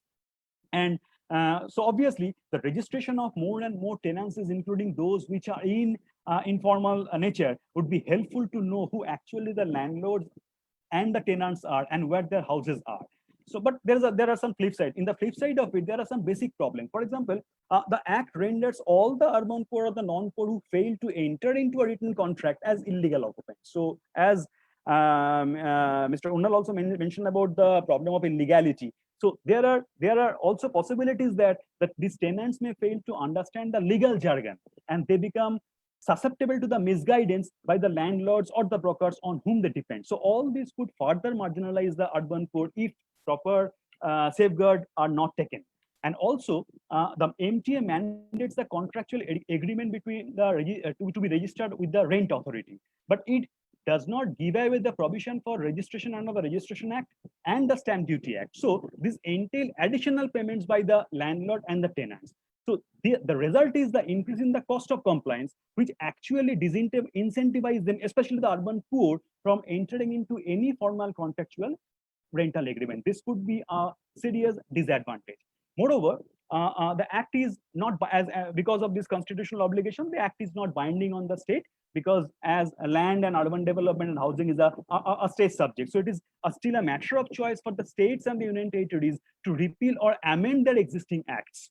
So essentially, actually what we require is a fair and balanced tenancy law protecting the rights of all the parties. This will then go a long way in formalizing and stabilizing this rental housing market. And also important here is to distinguish between the residential rental and commercial rental as advocated by the Task Force on Rental Housing in 2012. Generally, it has been observed that the powerful commercial the interest group, they vehemently oppose any rental reform. So resistance to the residential rental reforms could be ensured through this bifurcation of rent control laws into commercial and residential part. And this is the recommendation of the Task Force on Rental Housing. And let me just revert back to those affordable rental housing complexes. As now, this is as my previous panelists has already mentioned what are the features of affordable rental housing complexes are. And so regarding these affordable rental housing complexes, so let me just mention some of the some other practical factors. For example, it is fair to expect that the rental housing complexes will be different from slums, not merely because they have some fancier construction, but because they will provide some basic urban facilities, basic urban amenities which are required for daily living. However, realities portray some different pictures. Although there are certain things like there are conditionalities that these affordable rental housing complexes, they are saying that the provision for building dwelling units with basic civic infrastructure, but in Mumbai region, affordable housing blocks have been constructed next to the polluting industry. It has been observed, or it has been mentioned by some study, and sometimes 5 feet apart with lack of sunlight and corresponding public health risks. And there may be a possibility that the ARHC can be a high-rise blocks, and that the landowners can fit more blocks into the land by reducing the distance between blocks, which will having some negative health impact. And also, there are problems related to the implementation. For example, Mr. Unhale mentioned about the Mumbai Metropolitan Regional Development Authority's rental housing scheme way back in 2008. So there is a study which mentioned that this Mumbai Metropolitan Regional Development Authority's rental housing scheme in 2008, there were certain problems with the implementation part. So there was limited planning on how MMRDA would manage the real estate scheme once the housing stock was built. And also the government had to sell the units because ultimately it was politically difficult for the government to act as a rental management agency to identify the rental users in a fair and transparent manner, to raise the rents or to force eviction in case of any non-payment. So these are very serious politically sensitive issues. So Yes. another. So Mahadevia sir, in interest of time, we can be just brief and just it's over. Yes, you can go to the next slides. I will just touch upon the issues. Yes. Yes, if you can just 2 seconds, just go to the next slides. Yes. So this is a work I mentioned that the Delhi work which we did for the Delhi government. And the major finding was similar to what Sen sir was saying, that the willingness to pay for all the services, including basic amenities, came out to be around 1,300.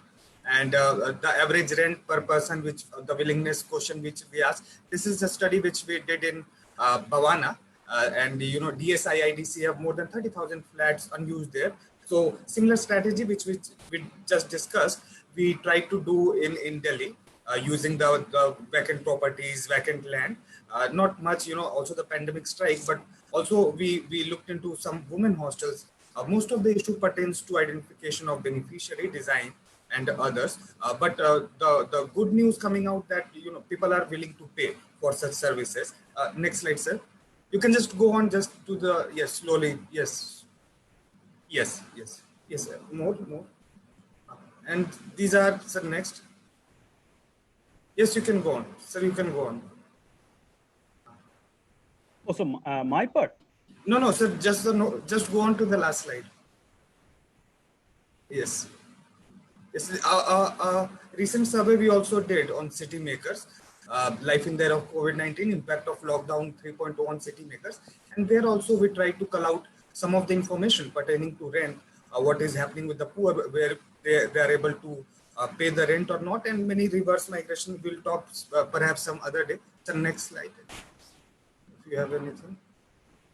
Yes, many events we did with that. Next slide.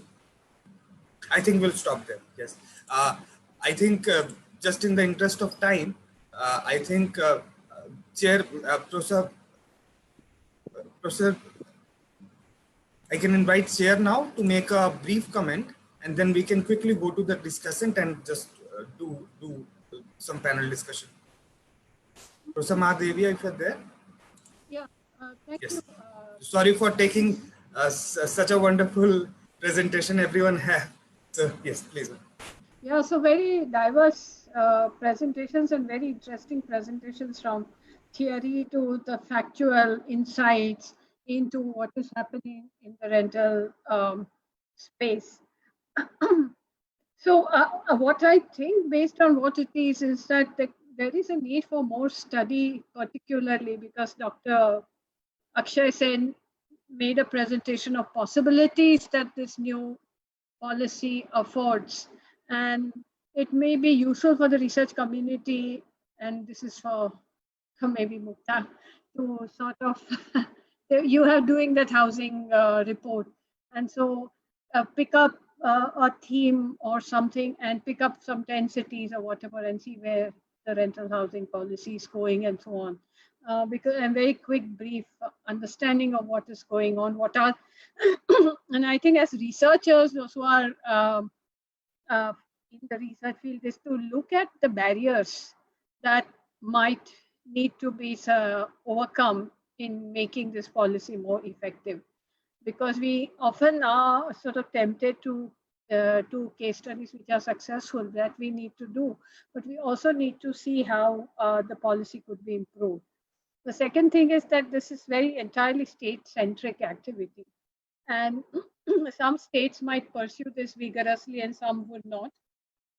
So depending on many of the states' historical interest and persuasion of housing policy, we might see differences in the implementation of the rental housing program that's being done.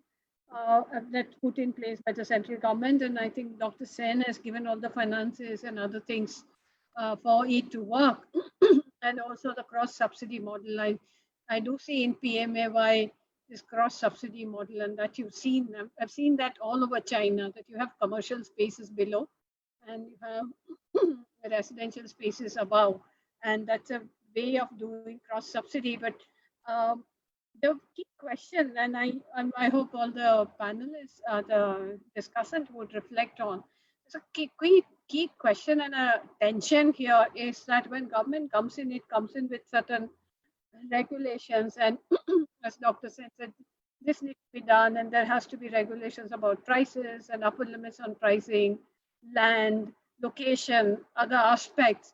Would private sector be interested when there are so many regulations and controls which come in for them to sort of put this policy and this program in practice. For example, he said that it will work only if this internal rate of return is 7% or whatever.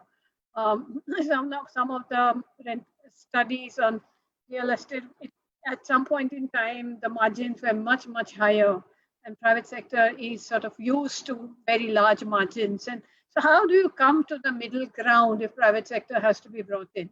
If private sector is not brought in, if we're saying private sector is to be brought in, but we know private sector has always existed, because except government bringing in say higher purchases, that rent and ownership housing, we were calling it earlier higher purchase, it's just minuscule amount where the government is present, even in ownership housing, leave aside rental housing. And the private sector is there in construction, and we know all the stories around the rate, the SORs and other things and negotiations and so on. So private sector has been there.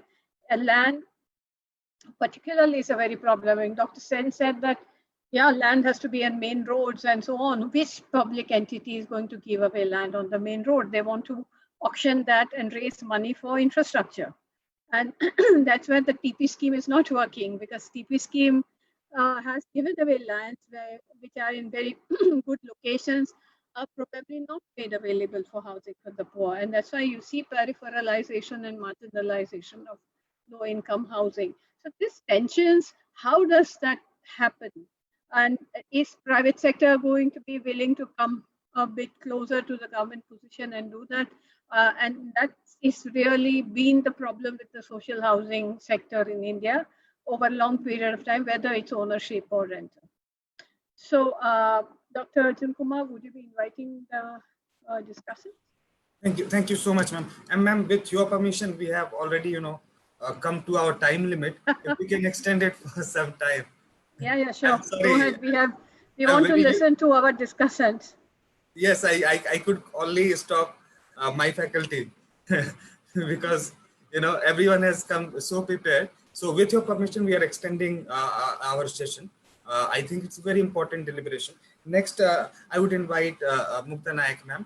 Mukta Nayak ma'am is fellow at Center for Policy Research CPR, and Mukta ma'am has worked a lot on typologies, a lot of work on Gurgaon and also all over India, that how migrant workers, where are they living, what are the issues, and CPR also engages with so many stakeholders. So I hope Mukta ma'am will also share those things and enlighten us. Over to you, Mukta. Sure. Thank you so much, Arjun. It's really a privilege to hear so many excellent presentations which spanned such a wide array. But basically what I'm hearing, and it's also my own perspective that's helping me hear that, I guess, is that there are certain ground realities that the policy or the way we understand housing hasn't really taken into account. And essentially we haven't understood, or we haven't accepted that mobility is a key aspect of India's population, and that's not only multi-locational households, which is what COVID-19 showed us, that there are households in rural India and some members from those households live in urban India, but it's also people like us who create or buy assets in one location but may live, work, study in another location. So this aspect of split households and multiple locations of households and assets and people, split from each other locationally, are not ground realities that have factored into the thinking behind our housing policy. And so what I'm hearing is that we need a much wider range of supply because the demand has now become so much more complex than what it was in the 50s or 60s, when, the large sort of building blocks of the thinking behind how the Indian economy is structured was first laid out. So this post-liberalization, globalization economy has features enduring features from before, but also many new things. For example, Professor Tiwari mentioned the growth of manufacturing and services, but CPR's work now shows that, and also the work of World Bank shows that spatially, a lot of the manufacturing is happening outside of the city cores, and we are dispersing this because, again, manufacturing is also escaping the kind of regulatory high costs of compliance, high costs of land, etc., that large cities might be demanding of them, or like in the case of Delhi, where pollution laws or concerns over these kind of things have evicted industry from the city. So the question of labor and where work is and where assets can be created is one key question.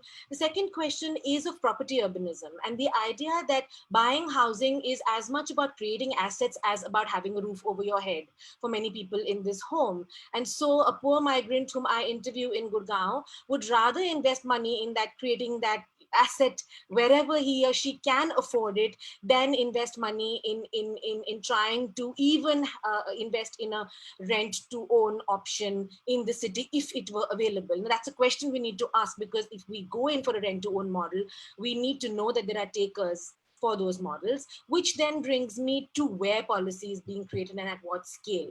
So a lot of these policy imaginations which are created, which are thought of at a national or a state scale, really need to be now nuanced at a more local level, because the kind of mix of urban poor, how much of your urban poor are actually migrants, how many of those migrants have domicile or are seeking footholds in the city, versus the category that is not ever going to really want to, or is not, basically that life cycle that Professor Tiwari presented now needs to be contextualized, I think, not only for the Indian context, but also for different locations in India, because certain parts of those life cycle may or may not really be, I mean, the demand may be more skewed in certain parts than in others.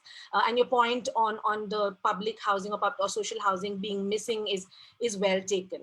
And just wanted to come to this idea of we're conceptualizing now, we've all accepted that some form of a real, we really need to think about what kind of rental market we want to create.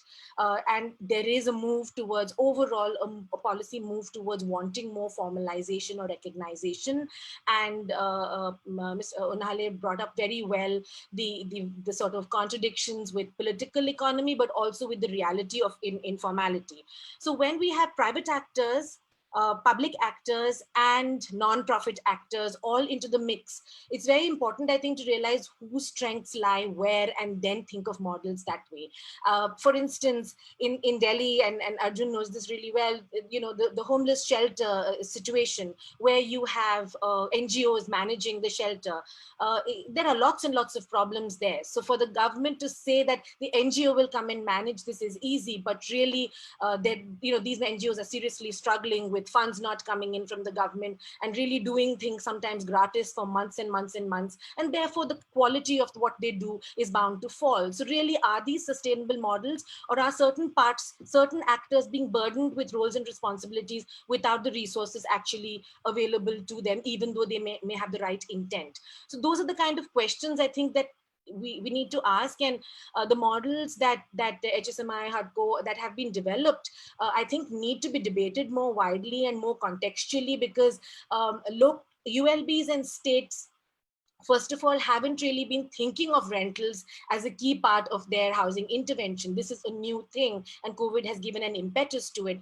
So I don't think there's enough language to think about models which are workable right now, and that's reflected in the kind of parliamentary questions, etc., that have been received in the last few years, where there's been so much focus on these 11 million vacant homes, and every time these responses have to be given that there is a spatial and income disconnect between where these vacant homes are and where the demand actually is. And this may seem obvious to us who are in the sector, but there is an educational and awareness role that I think we have, where larger, broader stakeholders need to be taken into this conversation.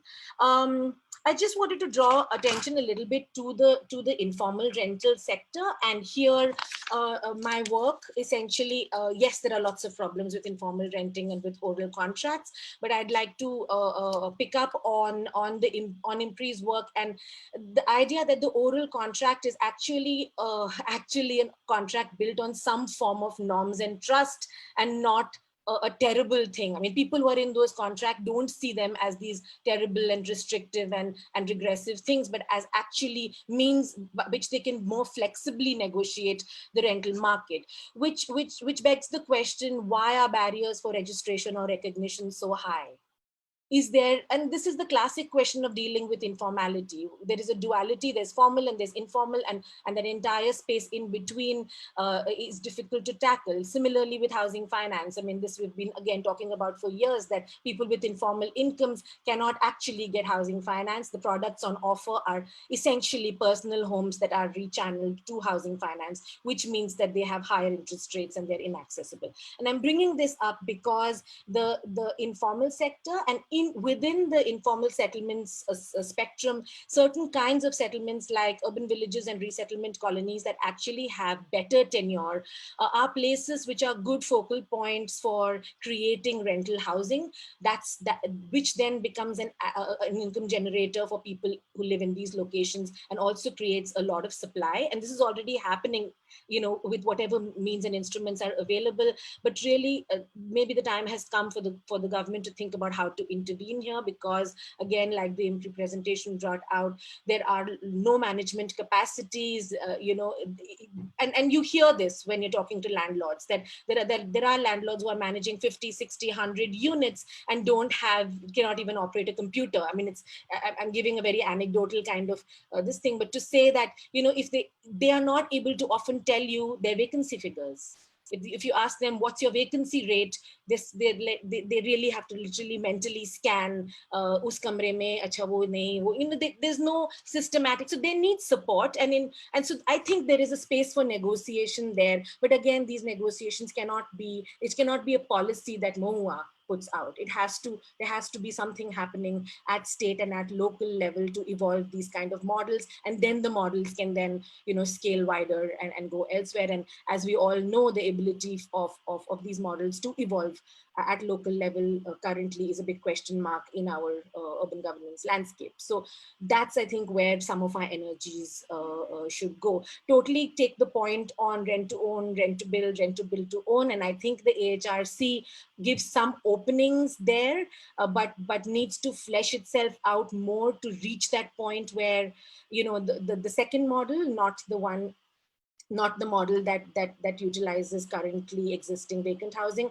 but the second model which encourages private sector to come in and build, or employers to come in and build. What really are those models and what's on the table is still unclear. But again, there I think there's a lot of scope to think through specific pilots and perhaps take some of these international experiences and contextualize and ground them in the Indian context. I'll stop there because I know there's lots of insights from others. Thank you, ma'am. I know you have so much to share, but thank you for being brief. Very rightly pointed out by Mukta ma'am that also IHS has a very good study on this, but typically the CSO come out with this whenever the base year is changing, then rural urban composition, and the composition is almost 50-50.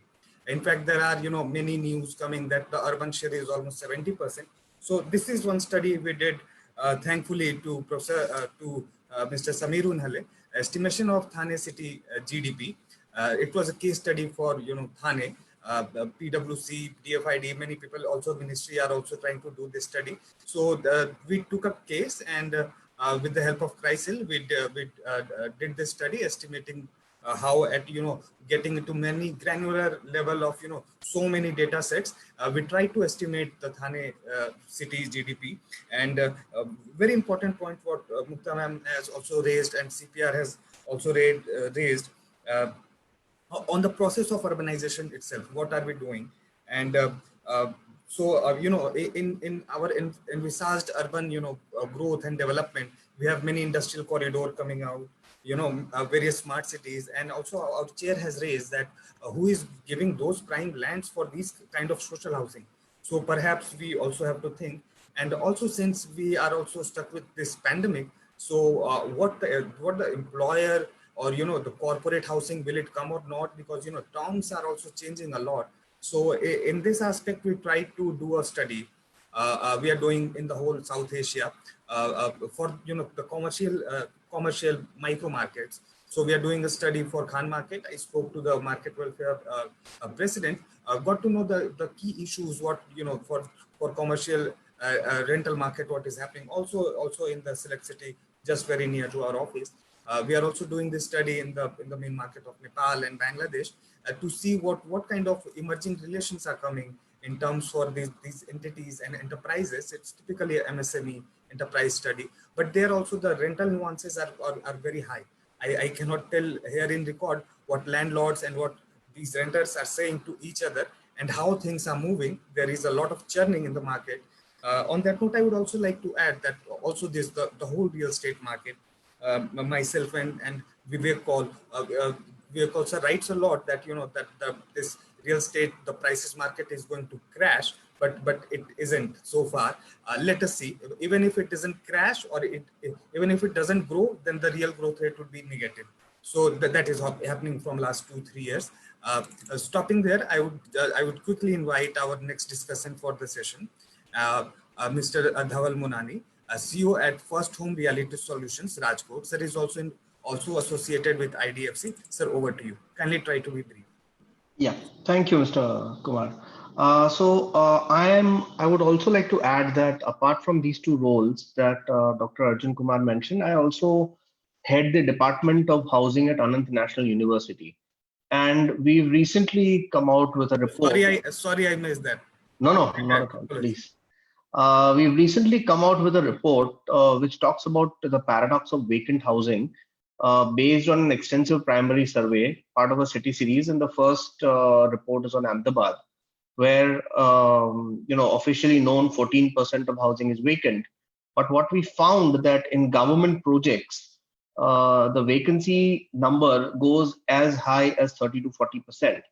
So there is definitely some basic and very fundamental structural problem in renting in India, which we haven't been able to overcome. And if you look at it at a broad level, it simply is that the yield in India does not exceed 3%. Between 1 to 3% when your risk-free rate presently is 6% plus. Now, even when we looked at the government affordable housing policy, rental policy, with a couple of funds, we did a deep dive, and we just took basic assumptions, and we found that this would be doable maybe in 10 locations in Bombay if the government gave super prime land. So if you just take a very, very back of the envelope calculation, every person requires 100 square feet of 10 square meters of floor area. That's 100 square feet, and even at a very basic 2,000 rupees per square feet of construction, you're looking at 2 lakh rupees. If you take a 20 to 80 equity to debt ratio, equity at 20%, return, debt at 10%, you need to generate 2,500 rupees just per person, per bed, just to break even. So, this whole assumption that we'll be able to make rental housing available at 900 per bed, 1,000, 1,200 per bed might not be possible with the private sector being involved. There has to be a still fundamental rethink of this thing. Even if you subsidize it, you can't subsidize more than 10% going into commercial. And even if you rent that commercial out at 300 to 400, it's going to be very, very difficult.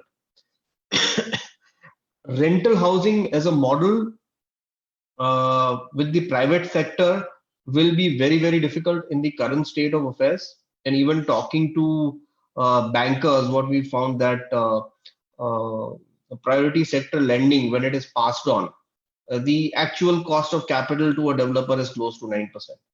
So, this whole idea will have to be rethought.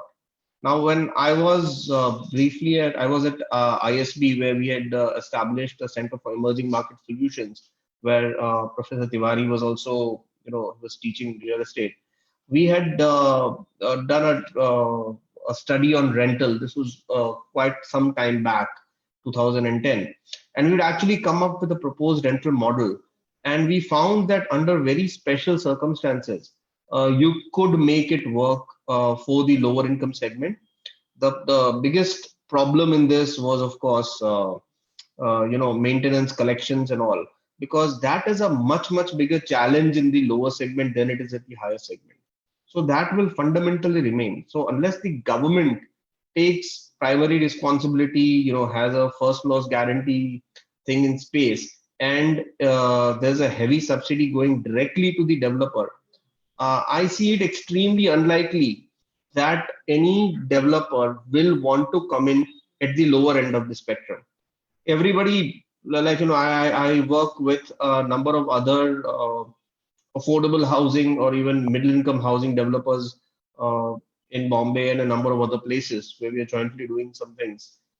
Everybody's interested in rental, but in the present environment, structurally, it is not possible. And I don't think even if this policy is announced, any major player would step forward to it.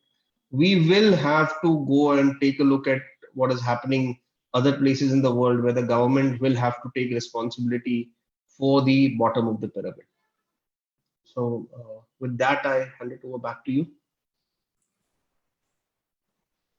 Thank you, sir, for being brief and totally very understandable concern. In fact, those are the concerns. Sir also tried to, subsidizing land or just being available of land, but the maintenance is such an important issue, especially now in this COVID-19. No, we actually took into account that the land is free. On Yes. free land, if you do construction, you still need 3,000 to 3,500 rental per bed for it to make any sense. Yes. So these are so many concerns regarding this, and one of the things which myself and Prof Kundu is also highlighting, that these rates has to be localized. We cannot have a uniform rate across. For example, the area we surveyed in Bhavana, the average monthly income was around 7,000, 8,000, 9,000. Even in the whole Delhi part, that is outskirts in the northwestern part, very low income earning area. So that also matters. So I totally understand your point. Yes, and it has to be not ubiquitous. It changes here and there without wasting any time. I would now invite to have some industry perspective, what is going on in the ground with Mr. Pawan Dixit, co-founder at Property 360 Degree, Bangalore. Sir has, first of all, thank you so much for coming here. And sir just recovered from COVID. We wish him and his family all the best and happy health. Over to you, sir.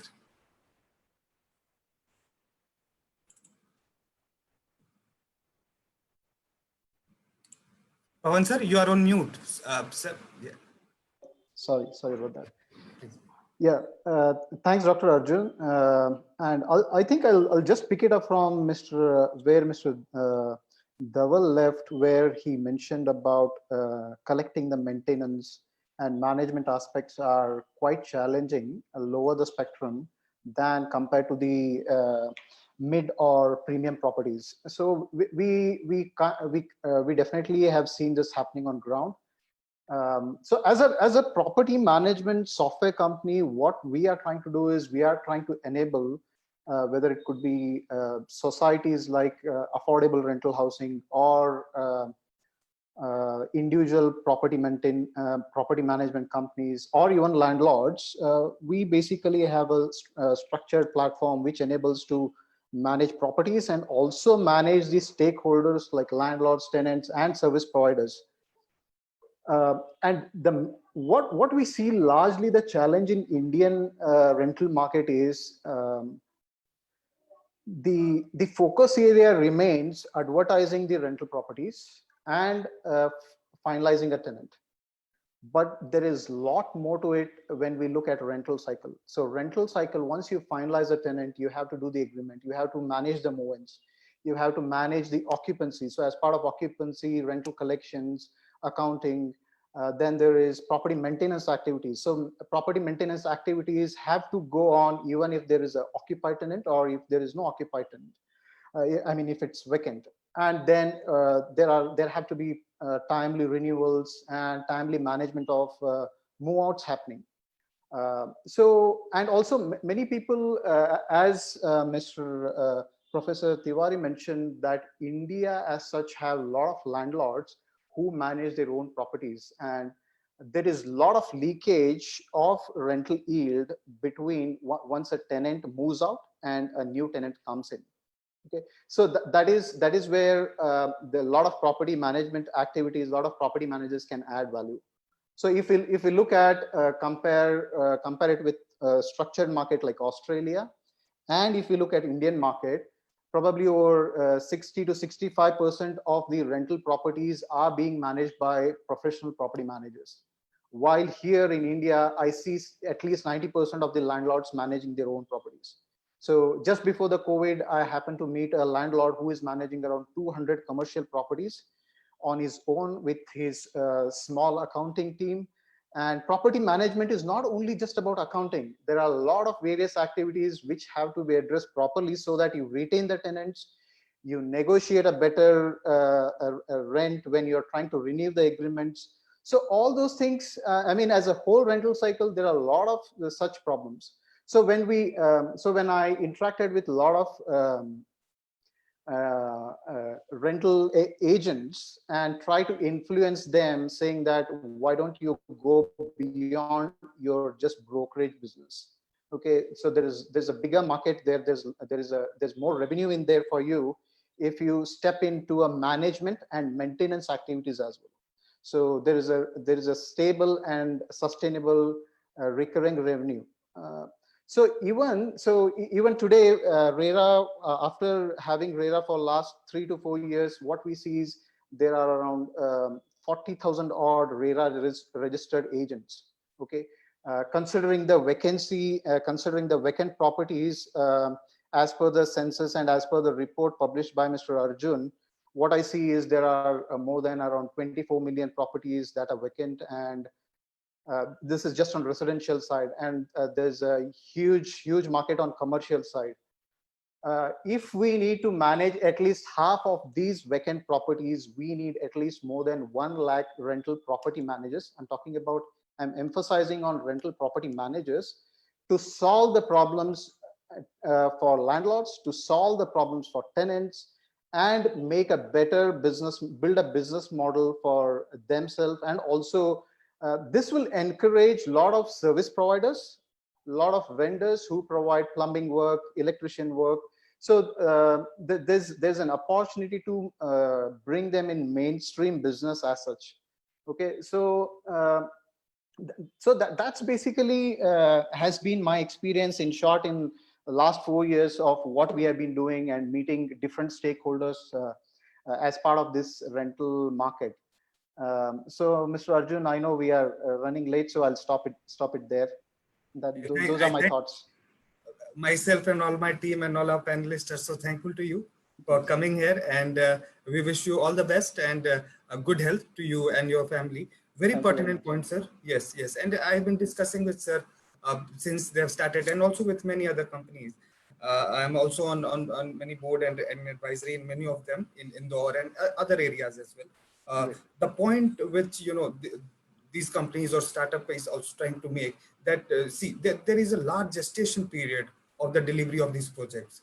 How can system evolve for judicious use of these resources is something we should reflect upon. On RERA, just completed 3rd anniversary, myself and Soumyadeep sir just written a piece that appeared in ORF, and so many points we have raised. And just one final point I would just like to add, that the figure of 24 million was from the census 2011.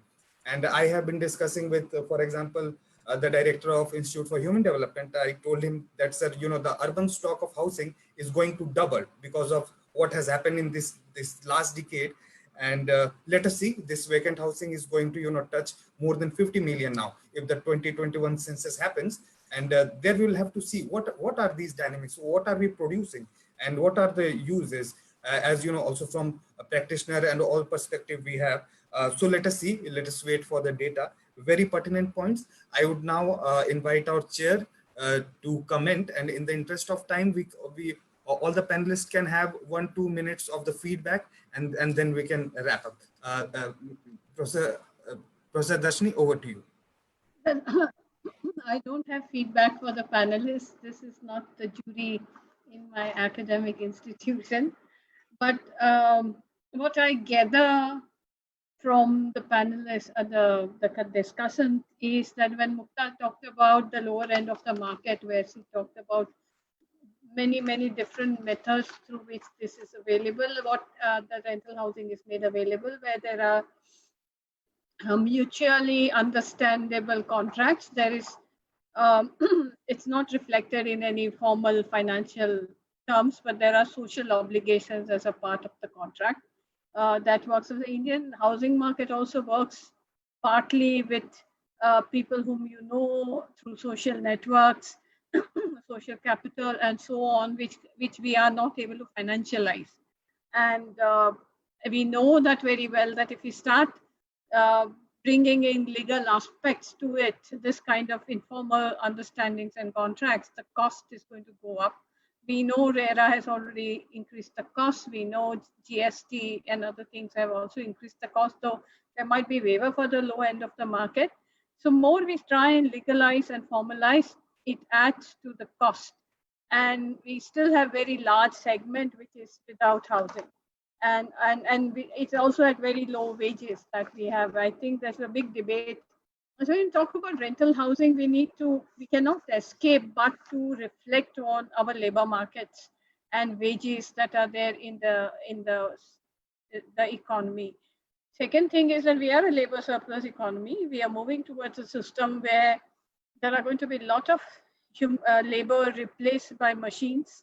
And I'm not sure what will the impact of COVID, because today there's a picture in a Gujarati newspaper or that there are robots who are going to distribute medicines in hospitals in the COVID wards and so on. So I think there's a fascination for the automation and such technologies which are going to replace human labor. While on one hand, in sustainable development, we talk about labor-intensive works and talking about employment guarantee scheme in urban areas, which would be more labor-intensive, where wages will be paid as per the minimum wages. There's also argument about increasing that. So when we talk about rental housing at the lower end, there are all these other economic dynamics that kick in. And we cannot but escape and just talk about rental market and then not talk about the way labor markets are working. Because there's a very intricate linkage of labor market and housing. And particularly in the rental market, today the employers are willing to give housing to the labor because there's a labor shortage. And so they're bringing them by airplanes and whatever mechanisms they're doing so. But I presume and I understand it's going to be very short term, because eventually the labor is going to come back into the city and cities are going to be flooded with surplus labor.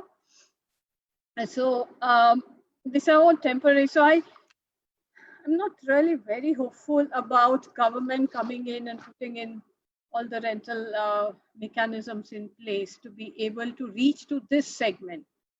On the other hand, from what I understand from Mr. Dhaval Munani, Mr. Pawan Dixit, and even to some extent Mr. Samir Unhale, that even at the upper end, there are multiple institutional challenges of how rental housing could be made available because of the various systems that we have in place. And in India, even if there's a central mechanism and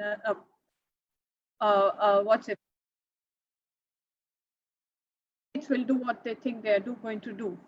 So central mechanisms work only as a sort of incentive, but the states are going to continue doing the practice that they have in the housing segment. And so that's where the real challenge is. And do we have an answer? Because the more we try and find answers and have a very controlled one size fit all, I mean, there are 5 options of 5 sizes that have been put forward, but the real rental market have 50 options. There are 50, I mean, multiple ways the rental housing works. And when the government comes with the scheme maximum, it has some 5-10 options. And to fit that model coming from the top onto the ground, It's a very, very challenging aspect, even in the formal upper end of the market.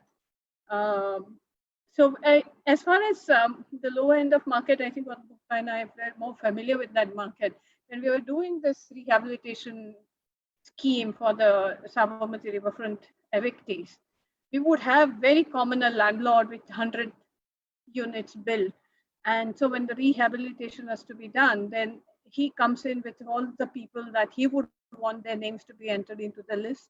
I don't think with coming up of government policies from the top, the leakages, malpractices, I think Mr. Unhal has very sort of candidly admitted and said about the kind of real issues that we face. We all know that no matter what scheme you put in place, who comes in as a beneficiary, and through what mechanism the person comes into beneficiary is a big question. In the political culture of one group favored over others and so on, it becomes all the more problematic to have objective mechanism to put in place of identification of beneficiaries, etc. So I think it's good that we have this scheme from the government and something will come down. Then nothing, as far as not there till now, there has been only emphasis on ownership housing, and for the last, Ray talked about rental housing, dormitory housing, but Ray, as we know that anything good in India doesn't last very long in terms of policy. So Ray met his infantile death. And now we have all other mechanisms put in place. I've seen many of the PMI scheme, and I live on an urban periphery, and there's a PMI scheme near me, which is starting at 25 to 30 lakh rupees. I don't know who urban poor, it's my colleagues in my university who are going to afford that kind of a housing and not the poor. So I think if we're going to be, whether state comes in as a welfare system, and I think somebody asked advice, government not coming in. I think Mr. Dixit said that we need government, no, Mr. Monani said that we need government to be taking responsibility of the housing. But does the government put its money where it says it wants things to happen? Or government is putting money somewhere else and making all kinds of promises on the other hand. So do we have allocation of, let's say, we don't even have allocation of 3% or 4% of budget on public health. So I'm not sure where we are going in housing. Education, we talk big about new education policy and are not even reaching 6% allocation to the sector. So I think we should also, when we talk about rental housing and all other housing policies, to also campaign for increasing allocation to the urban sector. You can't just say that urban sector is private sector driven. And need more money to be able to do many things. And one of the obviously thing is the land, which Dr. Sen's entire model is based on availability of land. And whether cities are going to make that land available is also a question. So I think we need to also discuss more, get more case studies, what's going on about it, what are the bottlenecks, what are the campaigns or policy issues that we can take up on making rental housing happen at all ends of the market, and have dialogue with the, and consider that if they are providing a bit lower, say, reducing the margins in private sector housing projects, that could be considered as CSR or something, and have some more incentives built into the system for the private sector. And thank you for this opportunity to listen to so many views today. Thank you, thank you, Chair, and rightfully highlighting these nuances that we also need to produce data and case studies. In fact, ma'am, it's your leadership in academics that we are following for producing such studies. We are very thrilled to have you as chair. Ma'am also highlighted the different segments: high end, middle, and low income housing. We tried to invite Mr. Anuj Puri, who is now heading ANAROC. Earlier, he was with JLL. Also, other people from JLL and CBRE, they have very strong rental management, this thing, as Pawan sir was highlighting. Perhaps in our other deliberation, we'll invite them. We have worked with them earlier, and we know that these issues are just not concerned with the low end or the public social rental housing we're talking about, but it's, at the top heavy structure, it's also the whole market is facing, trust and trust deficit. For middle class, it's like so bigger, this confidence issue, the courts and everyone is involved. Even at the high segment, things are not going well. In fact, we will never get to know at what the deals are going on because it's such inflated, and we will never get to know. So very rightly, ma'am has raised these points.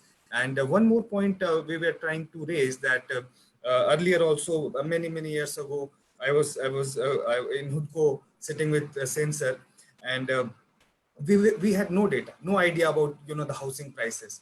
We also tried to look into the registration at the local registration for the circle rates, and which all we have, but we also do not have any data. So if we do not have any market price, or the registration price, many of the websites, 99 acres and those give some micro markets data on the website. We do not know how we can reflect upon that. We have NHB and also RBI comes up with some data. Myself and Prof we have tried to do something for Copenhagen Consensus and Tata Trust. Reports are on the website. But yes, these are very important issues. And there are also many studies I wanted to touch upon. HUDCO sanctioned a study under HUDCO chair for the prejudices and discrimination, other issues. If we are also doing a study, Prof Tiwari is involved, funded by Ford Foundation. Many works are going in silos. We hope to bring all those together and inform the policy regarding it. Now we'll just go one more round to our panelists, give 1-2 minutes, and then we can wrap up.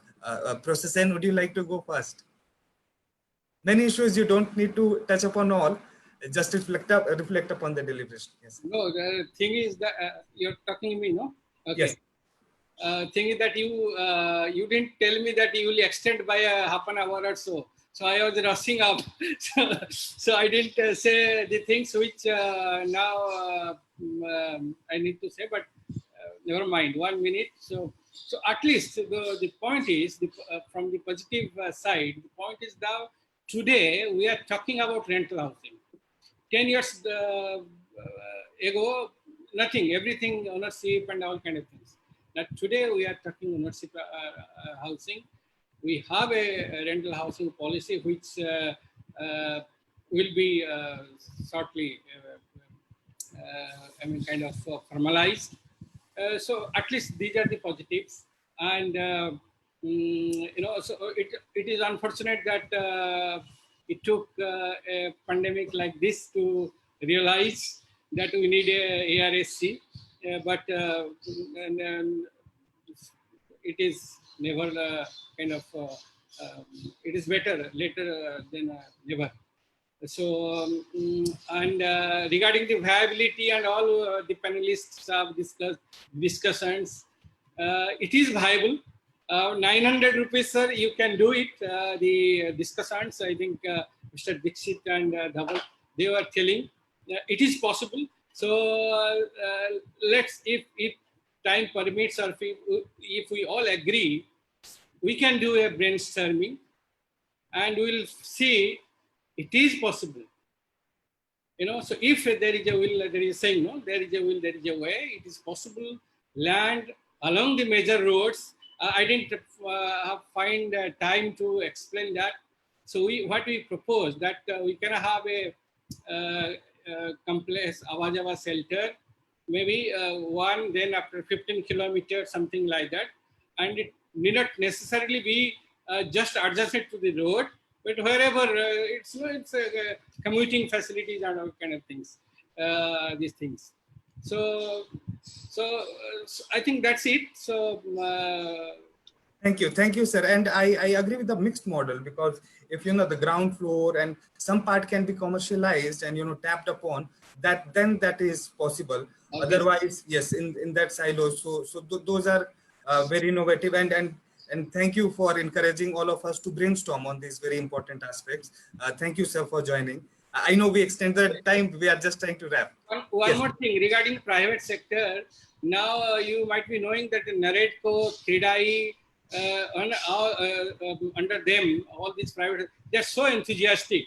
I don't know whether it will bear fruit or something like that. There are already a separate websites under Naredco, under Kridai and others. So that shows enthusiasm. So whether it will kind of resulted or converted into the action, time will tell. Yes, thank you so much, sir. We look forward to your leadership in these aspects. I would quickly go to Professor Piyush Tiwari. Sir, floor is yours. Thank you very much. Thanks a lot. There are a few points I want to make here.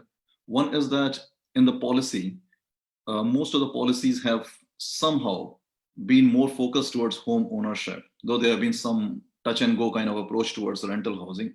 I think the first thing that we need to do is to look at the whole continuum of housing tenures. Without that, I don't think we can solve the problem of housing for all.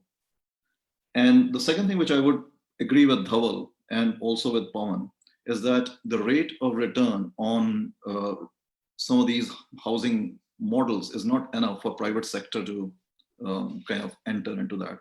The IRR which was mentioned earlier probably will not attract any private sector. And that's the problem with many of these models. And I guess what is required then is that different kind of approaches, different kind of models, different kind of financial structure that will ensure private sector a reasonable rate of return that can motivate them to be participating in some of these models. This would require economies of scale. The BTR models are generally based on economies of scale, right? And also economies of scale, as you were mentioning, that they have to be mixed use kind of things that would guarantee or that would ascertain them of some sort of return.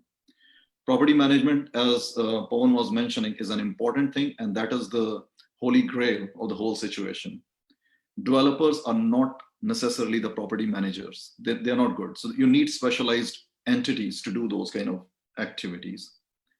Mukta was mentioning about disconnect between where the supply is and where the demand is. Rightly so. Besides that, we also need to understand the life cycle of a household where there is also a kind of trade-off between consumption motive of housing and investment motive of housing. And at what point that investment motive starts to supersede the consumption motives, that's where the asset aspect of housing will come. So I guess it's a much more nuanced approach that we need to take when we are dealing with housing markets. And that's what probably is required. I'll stop. Sorry. Thank you so much, Professor. I know it's very late there. We'll just wrap. Last words I'll give to Mr. Samir Unale, sir. Over to you. Yeah, I think we are moving towards the concept of everything as a service, mobility as a service. So probably it's time we'll reach housing as a service also very soon. The COVID shock is going to be quite significant for the housing industry in India. There are a lot of unsold stock is already there in many of the metro cities. And I think this entire deliberation that we had today would definitely throw some light on the way we can move ahead. That will have to be way policies we make. I like the word of policy imagination, which Mukta said, which we always felt in field level that the way policies are made, there is need for some greater feedback loop that comes from the ground realities also. So in all, I feel that we are in for a major overhaul of the housing sector. We should take this as an opportunity to move on and to whatever disturbances that we're facing now, that has to be garnered and harnessed into a major gravitational sling sort of idea. And I'm confident that when there are certain ways thought, there is a concrete policy, most importantly administrative will, political will and social will, and the community participation, many sectors have changed, and I'm confident housing sector will also change for good. Thank you. Thank you so much, sir. Thank you all the panelists for joining and being so kind and grateful, taking out time on such a short notice. Unfortunately, our partners from and panelists from China and US are not able to attend the session. We'll take the opportunity to have future events. Now, quickly, I'll go to Darshini ma'am to have a quick 2 minutes concluding remarks, and I can just give a vote of thanks.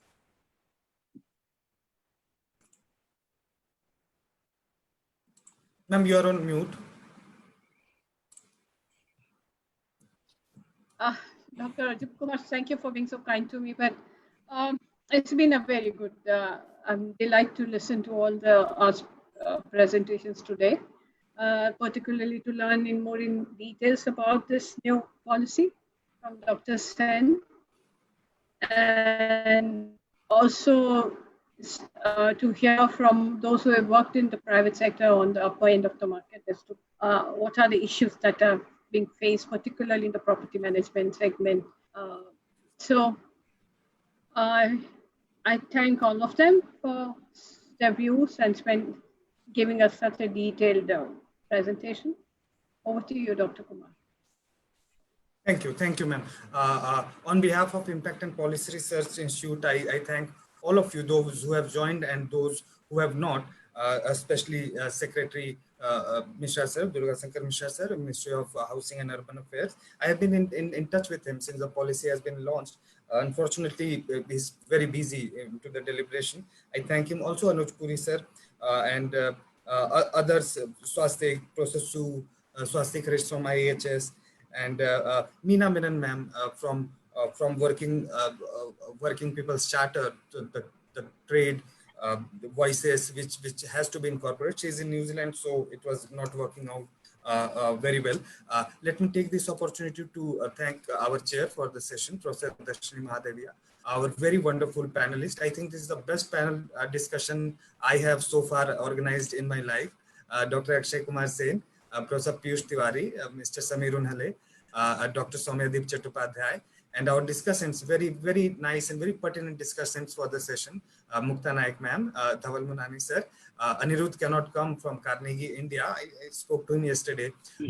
Pawan Dikshit sir, thank you for joining, and we wish you a good health to you again. And our IMPRI team, Professor Balwant Singh Mehta, Simi Mehta, Anshula, Ritika, and especially our IT and communication team for making this possible.